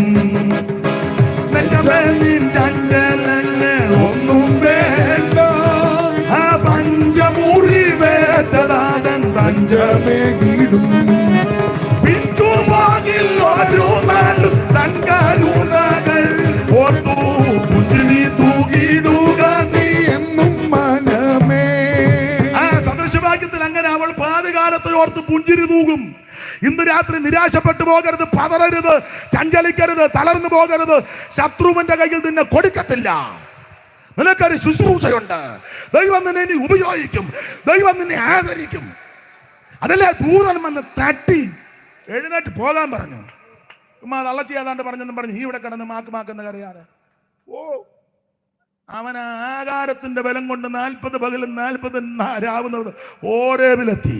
ഇന്ന് രാത്രി ഞാൻ ഇങ്ങനെ അങ്ങ് പറയാം, ദൈവത്തിന്റെ കരം നിന്നെ തൊട്ടാൽ മരണഭീതി മാറ്റി, നിന്റെ ചിത്തഭ്രമം മാറ്റി, മരണത്തിന്റെ തണുത്ത കരങ്ങളെ അടിച്ചു മാറ്റി, മരണപാശങ്ങളെ അടിച്ച് പാതാള വേദനകളെ തകർത്ത് ആമൻ സകല രോഗപീഠകളെ തകർത്ത് ഇന്ന് രാത്രി നീ ഉദ്ദേശിക്കാത്ത സ്ഥലത്തും സ്ഥാനത്തും ദൈവം നിന്നെ എത്തിക്കും. ഏലിയാവിനെ തൊട്ടകരം കുറുകിയിട്ടില്ല, യാക്കോബിനെ തൊട്ടകരം കുറുകിയിട്ടില്ല. ഇനി വാക്യങ്ങൾ എടുത്ത് പറയാൻ നേരമില്ല, കമ്പിവാചകം പോലെ പറഞ്ഞങ്ങ് നിർത്തുക. ദൈവത്തിന് സ്തോത്രം. ദൈവത്തിന്റെ കരത്തിന്റെ പ്രത്യേകത വായിക്കണ്ട്. യഗസ്കേൽ 8 വായിക്കുന്നത് കെബാർ നദിയുടെ തീരത്ത് മൂപ്പന്മാരുടെ സദസ്സിൽ യസക്കേൽ അങ്ങോട്ട് ഇരിക്കുമ്പോൾ കൈപോലെ ഒന്ന് വന്ന് നീണ്ട് മുടിക്കുത്തിന് പിടിച്ച് മേപ്പോട്ടൊരു പൊക്ക്, മുടിക്ക് പിടിച്ച് മേപ്പോട്ട് പൊക്കി. യഗസ്കേൽ ഓർത്തത് ഇതോടെ ശുശ്രൂഷയെല്ലാം തീർന്നു. ഒരു മുടി പറിച്ചാൽ എന്ത് വേദനയാ. കൊച്ചുമക്കളും കൊച്ചുമക്കളുടെ മക്കളും ഒക്കെ വന്ന് അപ്പച്ചൻ്റെ അമ്മച്ചിയുടെയൊക്കെ തലമുടിക്കോ താടിക്കോ ഒക്കെ പിടിച്ച് വലിക്കുമ്പോൾ വേദനയല്ലേ. അന്നേരം തൻ്റെ കൈ അങ്ങോട്ട് വന്ന് മുടിക്കുത്തിന് പിടിക്കും മേപ്പോട്ട് കൊണ്ടുപോവുക, ആകാശത്തിനും ഭൂമിക്കും മധ്യ തൂക്കുക. യഗസ്കേൽ ഓർത്തത് ശുശ്രൂഷയെല്ലാം തീർന്നു, ഇതോടെ തീർന്നു, ഇനി രക്ഷയില്ല. പക്ഷേ ആ മുടിക്കുത്തിന് പിടിച്ച വേദനയുണ്ട്. പക്ഷെ ആ വേദന വന്നത് നശിപ്പിച്ച് കളയാനല്ല, അടുത്ത വാക്യത്തിൽ കേട്ടപ്പോൾ ദിവ്യദർശനം തരാനാ. ഇന്ന് രാത്രി ചില ശോധനകളും വേദനകളും വരുന്നത് ദൈവം നിന്നെ ഉപേക്ഷിച്ചിട്ടല്ല, തള്ളിക്കളഞ്ഞതല്ല, അറിയാതിരിക്കുകയല്ല, ദിവ്യദർശനം തരാനാ. Praise the Lord. യഗസ്കേലിനെ തൊട്ടകരം കുറുകിപ്പോയിട്ടില്ല, യാക്കോബിനെ തൊട്ടകരം കുറുകിയിട്ടില്ല, ഏലിയാവിനെ തൊട്ടകരം കുറുകിയില്ല, യഗസ്കേലിനെ തൊട്ടകരം കുറുകിയിട്ടില്ല. നിങ്ങൾക്കറിയാം മത്തായി 8 വായിക്കണ്ട. അപ്പോൾ ഒരു കുഷ്ഠരോഗി യേശുവിന്റെ അടുക്ക വന്ന് പറഞ്ഞു, ഗുരു നിനക്ക് മനസ്സുണ്ടെങ്കിൽ എന്നെ ശുദ്ധമാക്കണം. കുഷ്ഠരോഗിയുടെ പ്രമാണം നമുക്കറിയാം, പാളയത്തിന് വെളിയിൽ അശുദ്ധനെന്ന് പുലമ്പണം.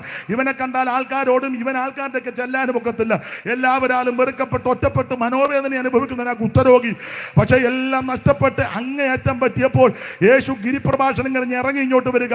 മത്തായി 5, 6, 7 ഗിരിപ്രഭാഷണം 3 അധ്യായത്തിൽ ഏതാണ്ട് 28 കൂട്ടം സബ്ജക്റ്റുകൾ യേശു പ്രസംഗിച്ച് അതെല്ലാം പഠിപ്പിച്ച് പ്രസംഗിച്ച് ഇറങ്ങി വരുമ്പോൾ മത്തായി 8:2 അപ്പോൾ ഒരു കുഷ്ഠരോഗി അവൻ്റെ അടുക്ക വന്ന് പറയുക, ഗുരോ നിനക്ക് മനസ്സുണ്ടെങ്കിൽ എന്നെ ശുദ്ധമാക്ക്. അവൻ്റെ മനോവേദനയും സ്ഥിതിഗതികൾ കണ്ടിട്ട് കർത്താവ് പറഞ്ഞു, സഹോദര സ്നേഹിത, എനിക്ക് നിന്നോട് മനസ്സുണ്ട്. അവിടെ വായിക്കുന്ന യേശു കൈ നീട്ടി അവനെ തൊട്ടു, അവൻ്റെ കുഷ്ഠം ശുദ്ധമായി. അവിടുത്തെ തൃക്കരത്തിൻ്റെ പ്രത്യേകത രോഗശാന്തി കൊടുക്കുന്ന കരമാണ്. ഇന്ന് രാത്രി വിശ്വാസത്തോടെ യേശുവിൻ്റെ അടുക്ക വരുന്ന നിനക്ക് ഈ രാത്രി രോഗശാന്തി തരും. ഞാൻ നിന്നെ സൗഖ്യമാക്കുന്ന യഹോവ, അവൻ്റെ അടിപ്പിണരുക നിനക്ക് സൗഖ്യം വന്നിരിക്കുന്നു. മിസ്രിയർക്ക് വരുത്തൊരു വ്യാധിക്ക് ഞാൻ നിനക്ക് വരുത്തുകയില്ല, ഞാൻ നിന്നെ സൗഖ്യമാക്കുന്ന യഹോവ. ഇന്ന് രാത്രി വിശ്വാസത്തോടെ അടുത്തു വരുന്നവർക്ക് രോഗശാന്തി കൊടുക്കുന്ന കരമാ ദൈവത്തിന്റെ തൃക്കരം. ആ കരം ഇന്ന് രാത്രി കുറുകിപ്പോയിട്ടില്ല. നിങ്ങൾക്കറിയാമല്ലോ, 3 ദിവസം മുഴുവൻ വചനം കേട്ട ദൈവമക്കൾ ശിഷ്യന്മാര് വന്ന് പറഞ്ഞു, ഗുരു ഇവിടെ എൻ്റെ ഭാഷ പറയാ ചായക്കടയും വീട് ഒന്നും അടുത്തില്ല, ഇതുങ്ങളെല്ലാം ആകെ പരിവക്കേടിരിക്കുക, പറഞ്ഞ് വീട്ടിൽ വിടാന്ന് പറഞ്ഞു. കർത്താവ് ഇവരുടെ അന്തരീയന്തരങ്ങളെ കണ്ടു. കാരണം ഒരുത്തനെ ഇടയിൽ കൂടെ നടന്ന ഒരു ചെറുക്കൻ്റെ കയ്യിൽ നിന്ന് 5 അപ്പവും 2 മീനും, എൻ്റെ ഭാഷ പറഞ്ഞ അടിച്ചു മാറ്റിയതായിരിക്കാം, അല്ലെ ചോദിച്ചായിരിക്കാം, എന്തേലും ആട്ടെ 5 അപ്പവും 2 മീനും അവനത് മാറ്റി വെച്ചേച്ച് എൻ്റെ ചിന്തയാ ഇപ്പോഴത്തെ കാലം അനുസരിച്ചാണ്. അപ്പം ഗുരുവിനോട് പറഞ്ഞു, ഗുരു പൊതുയോഗം പിരിച്ചു വിട്ട് കമ്മിറ്റി കൂടണം, കമ്മിറ്റിക്കാർക്ക് 5 അപ്പവും 2 മീനും. കർത്താവ് സർവജ്ഞാനിയല്ലേ, അവിടെ നിന്ന് അവരെ നന്നായിട്ട് മനസ്സിലാക്കി നിങ്ങളവർക്ക് ഭക്ഷിക്കാൻ കൊടുക്കാൻ പറഞ്ഞു. അയ്യോ ഞങ്ങളുടെ കയ്യിൽ ഒന്നുമില്ലയോ എന്ന് ചോദിച്ചു. അന്നേരം വെട്ടിനകത്ത് വീണ് 5 അപ്പവും 2 അതിന് കൊണ്ടുവരാൻ പറഞ്ഞു. യേശുവിൻ്റെ കയ്യിലോട്ട് കൊടുത്തു. അത് അവിടുത്തെ തൃക്കരത്തിലെടുത്ത് സ്വർഗത്തേക്ക് നോക്കി ദൈവത്തെ മഹത്വപ്പെടുത്തി അങ്ങോട്ട് സ്തോത്രം ചെയ്ത് കൊടുത്ത് വിളമ്പാൻ പറഞ്ഞു. ചുരുക്കി പറഞ്ഞ വിളമ്പി ഇവൻ്റെ എല്ലാം ഊപ്പാട് വന്നു. അടുത്ത വാക്യത്തിലുണ്ട്, എല്ലാവരും തിന്ന് തൃപ്തരായി. അവിടുത്തെ കരത്തിൻ്റെ പ്രത്യേകത അവിടുത്തെ ആമെ സേവിക്കുന്ന, സ്നേഹിക്കുന്ന, ആരാധിക്കുന്ന ജനത്തെ തൃപ്തിപ്പെടുത്തുന്ന കയ്യാണ്. 5 അപ്പവും ചെറുമീൻ 2 എടുത്തു വാഴി, 5 അപ്പവും ചെറുമീൻ 2 എടുത്തു വാഴി, 5000 സംതൃപ്തി ഏകിയൊരു 5000 സംതൃപ്തി ഏകിയൊരു ഓ യേശു നായക വാഴ ജീവനായക നിരന്തം യേശു നായക വാഴ ജീവനായക. ശ്രദ്ധിക്കുക, അവിടുത്തെ തൃക്കരത്തിന്റെ പ്രത്യേകത അവിടുത്തെ സേവിക്കുന്ന, ആരാധിക്കുന്ന ജനത്തെ തൃപ്തിപ്പെടുത്തുന്ന കരമാ. ആ കരം ഇന്ന് രാത്രി കുറുകിപ്പോയിട്ടില്ല. ഞാൻ വിശദീകരിക്കാതെ പോയിന്റ് മാത്രം പറഞ്ഞങ്ങ് നിർത്തുക. ഒരിക്കലൊരു അമ്മ ആമൻ യേശുവിൻ്റെ അടുക്കൽ വന്നു. ആമൻ മറ്റ് മാതാപിതാക്കൾ കുഞ്ഞുങ്ങളുമായിട്ട് യേശുവിനെ കൈതൊട്ട് പ്രാർത്ഥിക്കാൻ ശിഷ്യന്മാരവരെ തടഞ്ഞു. അപ്പോൾ യേശു പറഞ്ഞു, അവരെ തടയരുത്, ശിശുക്കളെ എൻ്റെ അടുക്ക വിട്. ഇങ്ങനെയുള്ളവരുടെ ആ സ്വർഗരാജ്യം കർത്താവിന്റെ തൃക്കൈ ആ കുഞ്ഞുങ്ങളുടെ ശിരസിൽ വെച്ച് അനുഗ്രഹിച്ചു. അവിടുത്തെ കരത്തിന്റെ പ്രത്യേകത നിന്റെ തലമുറ തലമുറയെ അനുഗ്രഹിക്കുന്ന കരമാ. നിന്റെ സന്തതി അധപ്പതിക്കാൻ ദൈവം അനുവദിക്കത്തില്ല. നിന്റെ തലമുറ നശിക്കാൻ ദൈവം അനുവദിക്കത്തില്ല. നിന്റെ തലമുറയ്ക്ക് ദോഷം വരാൻ ദൈവം അനുവദിക്കത്തില്ല. ഇന്ന് രാത്രി തലമുറയുടെ ഭാവി ഓർത്ത് ഞരങ്ങുന്ന ഭാരപ്പെടുന്ന ആരെങ്കിലും എന്നെ കേൾക്കുന്നെങ്കിൽ വചനത്തിൽ കൂടി ഇന്ന് രാത്രി നിന്നോട് ദൂത് പറയുക. മക്കൾ ഒകവാതിരുന്ന അവകാശവും ഉദരബലം ദൈവം തരുന്ന പ്രതിഫലമാ. വീരന്റെ കയ്യിലെ അസ്ത്രം. അങ്ങനെ ആ യൗവനത്തിലെ മക്കൾ ഇന്ന് രാത്രി നിന്റെ തലമുറയെ അനുഗ്രഹിക്കുന്ന തൃക്കരം. ആ കരം ഇന്ന് രാത്രി കുറുകി പോയിട്ടില്ല. ഓടിച്ചു പറയാം, യാക്കോബിനെ തൊട്ടകരം കുറുകിയിട്ടില്ല, ഏലിയാവിനെ തൊട്ടകരം കുറുകിയിട്ടില്ല, യെഹെസ്കേലിനെ തൊട്ടകരം കുറുകിയിട്ടില്ല, ആമൻ സ്തോത്രം, കുഷ്ഠരോഗിയെ തൊട്ടകരം കുറുകിയിട്ടില്ല, അപ്പമെടുത്ത് വാഴ്ചകരം കുറുകിയിട്ടില്ല, കുഞ്ഞുങ്ങളെ അനുഗ്രഹിച്ച കരം കുറുകി പോയിട്ടില്ല. ഇന്ന് രാത്രി അവിടുത്തെ കരം ചെറുതായിട്ടില്ല. ഒരു വാക്യവും കൂടെ വായിച്ച് എൻ്റെ പ്രസംഗം ഇന്ന് രാത്രി നിർത്തുകയാണ്. ഇടയ്ക്കത്തെ ഭാഗമെല്ലാം അങ്ങ് വിടുകയാ, വിശദീകരിക്കുന്നുമില്ല. കർത്താവിന് മഹത്വം. അവിടുത്തെ തൃക്കരത്തിൻ്റെ പ്രത്യേകത. മാനവരാശിയുടെ പാപത്തിൻ്റെ പരിഹാരത്തിന് അവിടുന്ന് കഷ്ടാനുഭവങ്ങൾ സഹിച്ചു. പീലാത്തോസിന്റെ കൽത്തളം മുതൽ കാൽവരി മേട് വരെ കുരിശുമരം ചുമന്ന് വീണും വേച്ചും പറച്ചും കാൽവറിയിട് ആമെ കൊലക്കളത്തിൽ രണ്ട് ദുഷ്പ്രവർത്തിക്കാണ് നടുവിൽ അവിടുത്തെ തിരുവെടുത്ത് പറയുന്നത് പോലെ നമുക്ക് വേണ്ടി ജീവനെ ഏൽപ്പിച്ചു തന്നു. ആമ ഇരുമ്പാനുകളിൽ തൂങ്ങപ്പെട്ടവനായി ആമൻ സ്തോത്രം, നിന്ദകളും പീഡകളും പങ്കപ്പാടുകളും സഹിച്ച് മുഖത്തെ രോമം പിടിതെടുക്കപ്പെട്ട് മുൾക്കിരീടധാരിയായി ആമൻ മുതുക ഉടവുചാല പോലെ നീളത്ത് കീറപ്പെട്ടവനായി ആമൻ സ്തോത്ര ഇരുമ്പ് ചവണ കൊണ്ട് രോമങ്ങൾ പിടിതെടുത്ത് ആമൻ നീര് വെച്ച് വീർത്ത് വികൃതമായി കണ്ടാൽ ആളല്ലെന്ന് തോന്നുമാറ് വിരൂപമാക്കപ്പെട്ട ക്രിസ്തു ആമൻ വീണും വേച്ചും വിറച്ചും ആമൻ സകല മനുഷ്യന്റെ പാപം വഹിച്ചുകൊണ്ട് നമുക്ക് വേണ്ടി കാൽവരിയിൽ ഒരുവൻ ആമ യാഗമായി തൂങ്ങിക്കിടക്കുകയാ. ആമ ഒരു കണ്ണിന് പോലും ദയലോന്നിയില്ല. ഇടത്തും വലത്തും അപ്പുറം ഇപ്പുറം രണ്ട് ദുഷ്പ്രവർത്തിക്കാരെ കൊണ്ട് ക്രൂശിച്ചു. ഒരുത്തൻ അവിടെ കടന്ന് അനാവശ്യമെല്ലാം പറഞ്ഞു. അത് എല്ലാ കാലത്തും എല്ലാവരും ഉണ്ടല്ലോ, ഏതായാലും ഒരുത്തൻ. അപ്പോൾ ഇവൻ അവിടെ കടന്ന് പറഞ്ഞ്, ഇയാൾ ദൈവമാന്നേ, ഇയാളും രക്ഷപ്പെട്, ഞങ്ങളെയും രക്ഷപ്പെടുത്ത്, ആരിങ്ങനെ തൂങ്ങിക്കിടക്കാതെ. അവൻ പറഞ്ഞതെല്ലാം കൊണ്ട് എഴുതിയിട്ടില്ല. സ്തോത്രം. മറ്റവന് ഇച്ചിരി ബോധമുള്ളവനാ. അവൻ പറഞ്ഞടാ എന്താ മുടിഞ്ഞോനെ, അങ്ങനെ എഴുതിയിട്ടില്ല. ഞാൻ എൻ്റെ ഭാഷ പറയാ, ഞാനായിരുന്നേ അതല്ല, അതിനപ്പുറം പറഞ്ഞേനെ അവനെ. എന്താ ഞാനെന്തെങ്കിലും ദോഷം ഒപ്പിച്ചായി തൂങ്ങിക്കിടക്കുന്നത്. ഈ നീതിമാൻ ഒരു ദോഷവും ചെയ്തിട്ടില്ല. ഒരുത്തന് ബോധം വന്നില്ല. ഇന്ന് രാത്രി ഒരുത്തനേലൂടെ ബോധം വന്നാൽ മതി. ഈ യോഗം വിജയിച്ച് കാണിച്ച ഈ കൂടിയിരിക്കുന്നതിൽ ഒറ്റ ഒരുത്തന് ബോധം വന്നാൽ മതി. ദൂരെ ഇരുന്ന് കേൾക്കുന്ന ഒരുത്തന് ബോധം വന്നാൽ മതി. യോഗം വിജയിച്ചു. അവൻ പറഞ്ഞു ഉണ്ടാതിരിക്കടാന്ന് പറഞ്ഞു. ചുരുക്കി പറഞ്ഞാൽ കർത്താവിന്റെ മഹത്വം. ഒടുവിൽ അവിടുന്ന് ജീവനെ വിടുകയാ. അവൻ മരിച്ചെന്ന് ഉറപ്പ് വരുത്തുവാൻ വിലാപ്പുറത്ത് കുത്തി രക്തവും വെള്ളവും ചാടി പുറപ്പെട്ടു. അവൻ അവിടുത്തെ തിരുമരണം എന്തിനേറെ പീലാത്തോസിന്റെ അനുമാനത്തോടെ രാത്രി വന്ന് നിക്കോദെമോസും അരിമത്ഥയിലെ യോസേപ്പും മന്ത്രിയാകുന്ന യോസേപ്പും കൊണ്ട് അവൻ അനുമാനം പേറി യേശുവിന്റെ തിരുശരീരം ക്രൂശിൽ നിറക്കി അവൻ 100 രാത്രി സുഗന്ധക്കൂട്ടുള്ള നിർമ്മല ശീലക്കകത്ത് പൊതിഞ്ഞ് അരിമത്ഥയിലെ യോസേപ്പിന്റെ ആരെയും വെക്കാത്ത കല്ലറയിൽ യേശുവിനെ അടക്കി കല്ലുമെല്ലാം ഉരുട്ടി വെച്ച് റോമൻ ഗവൺമെന്റിന്റെ മുദ്ര വെച്ച് 100 പടയാളികളെ കാവലേർപ്പെടുത്തി നിർത്തിയെങ്കിലും കൊരിന്ത്യലേഖനം 15:1 മുതൽ താഴോട്ട് പഠിക്കുമ്പോൾ തിരുവെടുത്ത് പറഞ്ഞതുപോലെ യേശുക്രിസ്തു 3-ാം ദിവസം ഉയർത്തു. ഇന്നും അവിടെ ജീവിക്കുന്നു. ഉയർത്ത് തന്റെ അരിമശിഷ്യന്മാർക്കല്ല യേശു പ്രത്യക്ഷപ്പെട്ടു. ആദ്യം മറിയയ്ക്ക് പ്രത്യക്ഷപ്പെട്ടു, പിന്നെ കേബാമിന് മന്ത്രിവർക്ക് 11 പേർക്ക് എമ്മവസിപ്പോർക്ക് കടക്കരി വെച്ച് ബദാനി വെച്ച് മുറിയടച്ചിട്ടപ്പോ തോമാസ് ഉള്ളപ്പോൾ എന്ന് വേണ്ട ഓരോരുത്തർക്ക് യേശു പ്രത്യക്ഷപ്പെട്ടു. അല്ലാതെ യേശു ഉണ്ടയിട്ട് പോയില്ല. ഓരോരുത്തർക്കും പ്രത്യക്ഷപ്പെട്ടു. പാട്ടെല്ലാം വരിക, ഞാൻ അങ്ങ് അടങ്ങുക. മേരിയനുയായികൾക്കും പ്രത്യക്ഷനായി പ്രിയ ദിനമോദി. മേരിയനുയായികൾക്കും പ്രത്യക്ഷനായി പ്രിയ ദിനമോദി. ഉയർത്തെഴുന്നേറ്റൊരു വാർത്ത മത്സോദര വൃന്ദത്തോടറിയിക്കുമീ. സ്വർലോകരാജൻ സ്വർലോകരാജൻ സ്വർലോകരാജൻ. അത് നേരമില്ല. അപ്പോൾ തന്റെ അരിമശിഷ്യന്മാർക്ക് പ്രത്യക്ഷപ്പെട്ടു. എന്തിനേറെ പ്രത്യക്ഷപ്പെട്ട് ഏതാണ്ട് 40 ദിവസം അവരുടെ കൂടെ സഹകരിച്ചു. അത് വെച്ചോണ്ട കട്ടിൽ വെല്ലാം പിരിച്ച് 40 ദിവസമായിട്ട് ചുമ്മാ അപ്പച്ചൻ ഇവിടെ ഉണ്ടെന്ന്. അപ്പച്ചൻ നേരത്തെ പോകാനിരുന്നതാ. കഞ്ഞിയും വെള്ളം കൊടുക്കാതെ അപ്പച്ചനെ അനാഥശാലയിലിട്ടപ്പോഴേ അപ്പച്ചൻ പറഞ്ഞു, ഇനി ഒരു നാഴിക എന്നെ ഇവിടെ ഇടരുത്. അപ്പച്ചൻ പോയി. എന്നാലും അപ്പച്ചനെ വിടുകയില്ല. അപ്പച്ചൻ ഇപ്പോഴും ഇവിടെ ഉണ്ടെന്ന്. ആണ്ട് ഇല അനങ്ങുന്ന അപ്പച്ചനാ മിക്കാറും. ഇവിടെ പൊട്ട ആ കോഴി ഇങ്ങോട്ട് നോക്കും. നമ്മുടെ അപ്പച്ചനാ, അപ്പച്ചൻ കോഴിയാ കയറിയെന്ന്. എന്നത് ചുമ്മാ എന്ന് ഒരു കാക്ക ഇങ്ങോട്ട് നോക്കി, എന്നെ നോക്കി, ക്രാ അപ്പച്ചനാ എന്നെ വിട്ടിത്തിറക്കുക. ഒരു കാര്യം പറയാം, ഇത് അപ്പച്ചന് വല്ല അമ്മച്ചിയല്ല. യേശു ക്രിസ്തു അരിമ ശിഷ്യന്മാർക്ക് വെളിപ്പെട്ടു. 40 ദിവസം അവരുടെ കൂടെ സഹകരിച്ച് ഒടുവിൽ ഇവരെല്ലാം കൂടെ കൂട്ടി ബഥാനിയോളം കൊണ്ടുവന്ന് അന്ത്യകൽപ്പന കൊടുത്തു. മത്തായി 24, മർക്കോസ് 16, ലൂക്കോസ് മത്തായി 28, ലൂക്കോസ് 24, മർക്കോസ് 16, അപ്പോസ്തലപ്രവൃത്തി 1 ഈ അധ്യായങ്ങൾ ചേർത്ത് പിടിക്കുമ്പോൾ അന്ത്യകൽപ്പന കൊടുത്തു. അത് കൊടുത്തേച്ചവർ നോക്കി നിൽക്കുമ്പോൾ യേശു മുകളിലേക്ക് പോകുക എന്ന് പറഞ്ഞാൽ സ്വർഗത്തിലേക്ക് പോകുക, സ്വർഗത്തിലേക്ക് കരകയറി പോകുക യേശു. ശിഷ്യന്മാരെല്ലാം കണ്ണ് വെട്ടിക്കാൻ ഇങ്ങനെ നോക്കി നിൽക്കുക, യേശു കർത്താവ് മുകളിലോട്ട് പോകുന്നത്. എനിക്ക് തോന്നുന്നത് ഷൗമേൽ സാറ് കണ്ടതുപോലെ എഴുതി വെച്ചേക്കുന്നത്. അല്ല, TKS എനിക്ക് തോന്നുന്നു സാറ് ആ കൂട്ടത്തിൽ ഉണ്ടോ എന്ന് നമുക്ക് തോന്നിപ്പോകുന്ന പരുവത്തിന് സാർ എഴുതി വെച്ചിരിക്കുക. ഒലി വന്നോതും മലയിൽ നിന്നും തിരുജനമരികിൽ നിൽക്കവേ ചരണമുയർന്നു ഗഗനേഗതനായി താതനരികിലമർന്നുതാൻ. ചരണമുയർന്നു ഗഗനേഗതനായി താതനരികിലമർന്നുതാൻ. എന്തോരത്ഭുത പുരുഷൻ ക്രിസ്തു തന്റെ മഹിമ. അപ്പൊ TKS പാടുക, ഒലിവന്നോതും മലകിൽ ചെന്ന് തിരുജനം അരികിൽ നിൽക്കവേ ചരണമുയർന്നു. ഒരു നോക്കി നിൽക്കുമ്പം അവിടുത്തെ തൃപ്പാദം ചലിക്കാൻ തുടങ്ങി. അന്ത്യകൽപ്പന കൊടുത്ത അന്ത്യകൽപ്പന ഇതാ, ആമേൻ സ്തോത്രം, സ്നാനപ്പെടണമെന്ന്.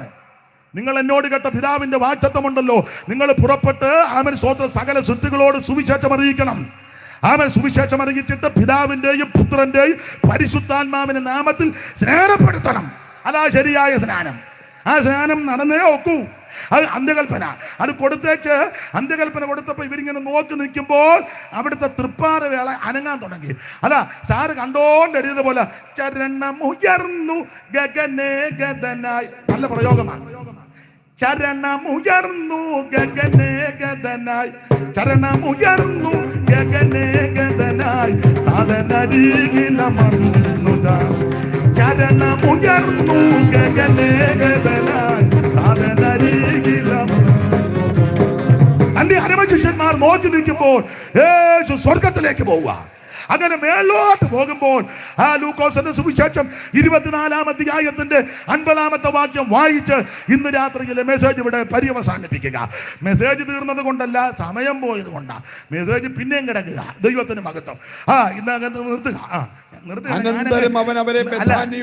നിർത്തുകയല്ല, ഞാനങ്ങ് അടങ്ങുക. പിന്നെ അനന്തരം അവൻ അവരെ ബഥാനിയോളം കൂട്ടിക്കൊണ്ടുപോയി കൈ ഉയർത്തിയവരെ അനുഗ്രഹിച്ചു. കൈ ഉയർത്തിയവരെ അനുഗ്രഹിച്ചു എന്ന് പറഞ്ഞാൽ അന്ത്യകൽപ്പന കൊടുത്തവര് നോക്കി നിൽക്കുമ്പോ ശിനു എന്നാ പറഞ്ഞേ?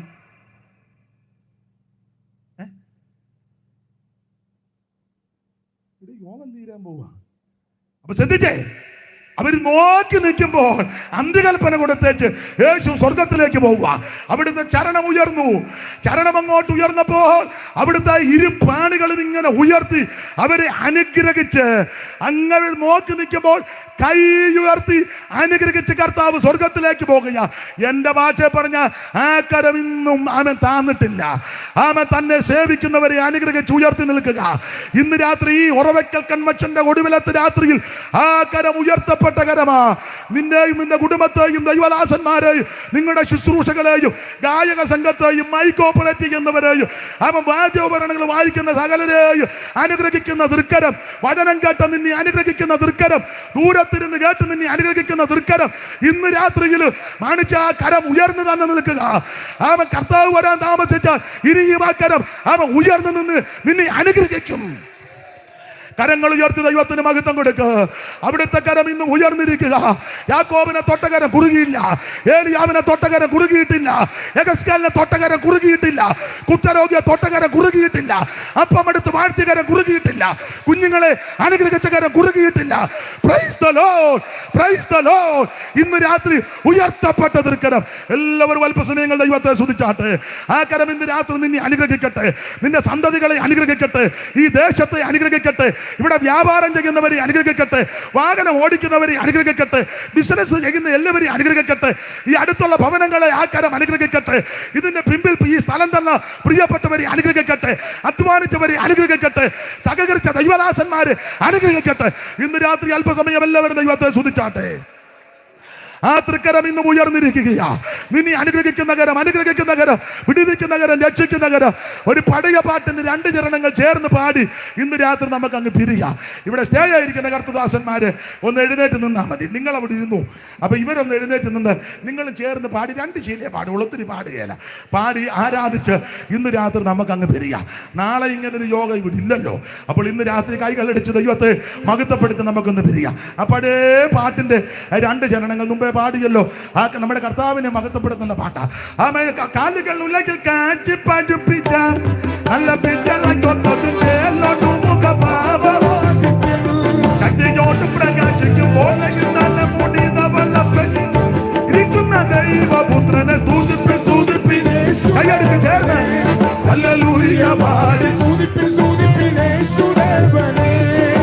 കരുണ നിറഞ്ഞ കണ്ണുള്ളോനവൻ തൻ ജനത്തിൻ കരച്ചിൽ കരളലിഞ്ഞു കേൾക്കുന്നതുള്ളോ. ലോകപാപത്തുമണിനെ ചിരച്ചുകൊണ്ടു ചുമന്നൊഴി കുരിശടുത്തുകൾ ഗോദാവിൽ പോയോനെ ഹല്ലേലൂയ പാടി വഴിക സത്യവും ജീവനും ഇവനെ, അവൻ അരികിൽ വരുവിൻ വഴിയും അശ്വതമേകുമേ അവൻ. പാപച്ചുമടൊടിച്ചവൻ മഴയും മഞ്ഞും പെയ്യും പോലുള്ള കൃപ,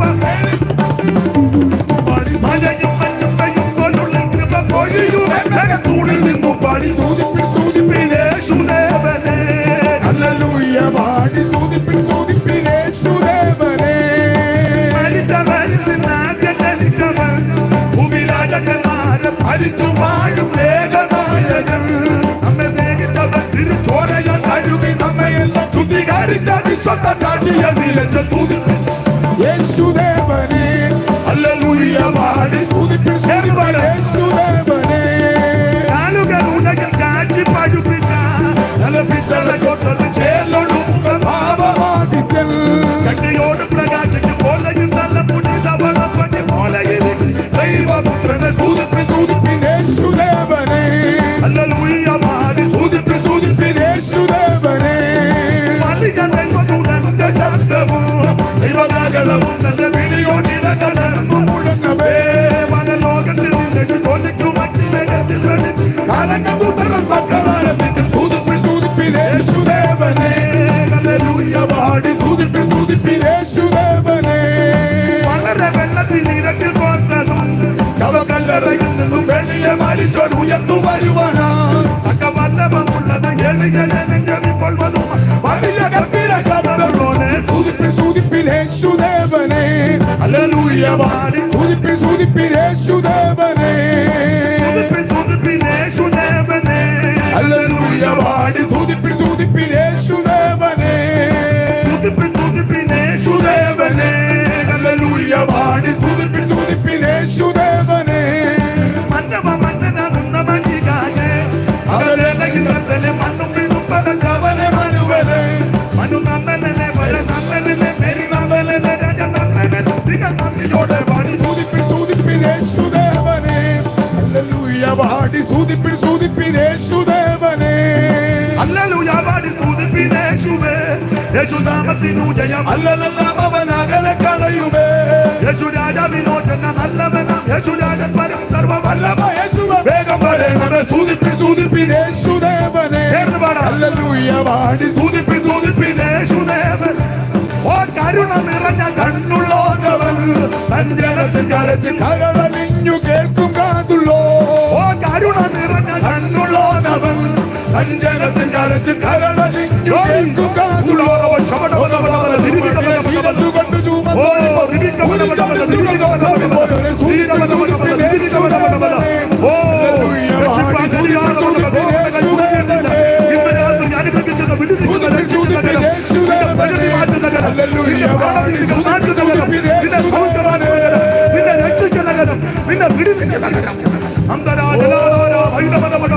ദൈവത്തിന് മകൻ ദൈവത്തിന് മകൻ ദൈവത്തിന് മകൻ ഹല്ലേലൂയ ഹല്ലേലൂയ ആ കരങ്ങൾ ഉയർത്തി ദൈവത്തെ സ്തുതിക്കാം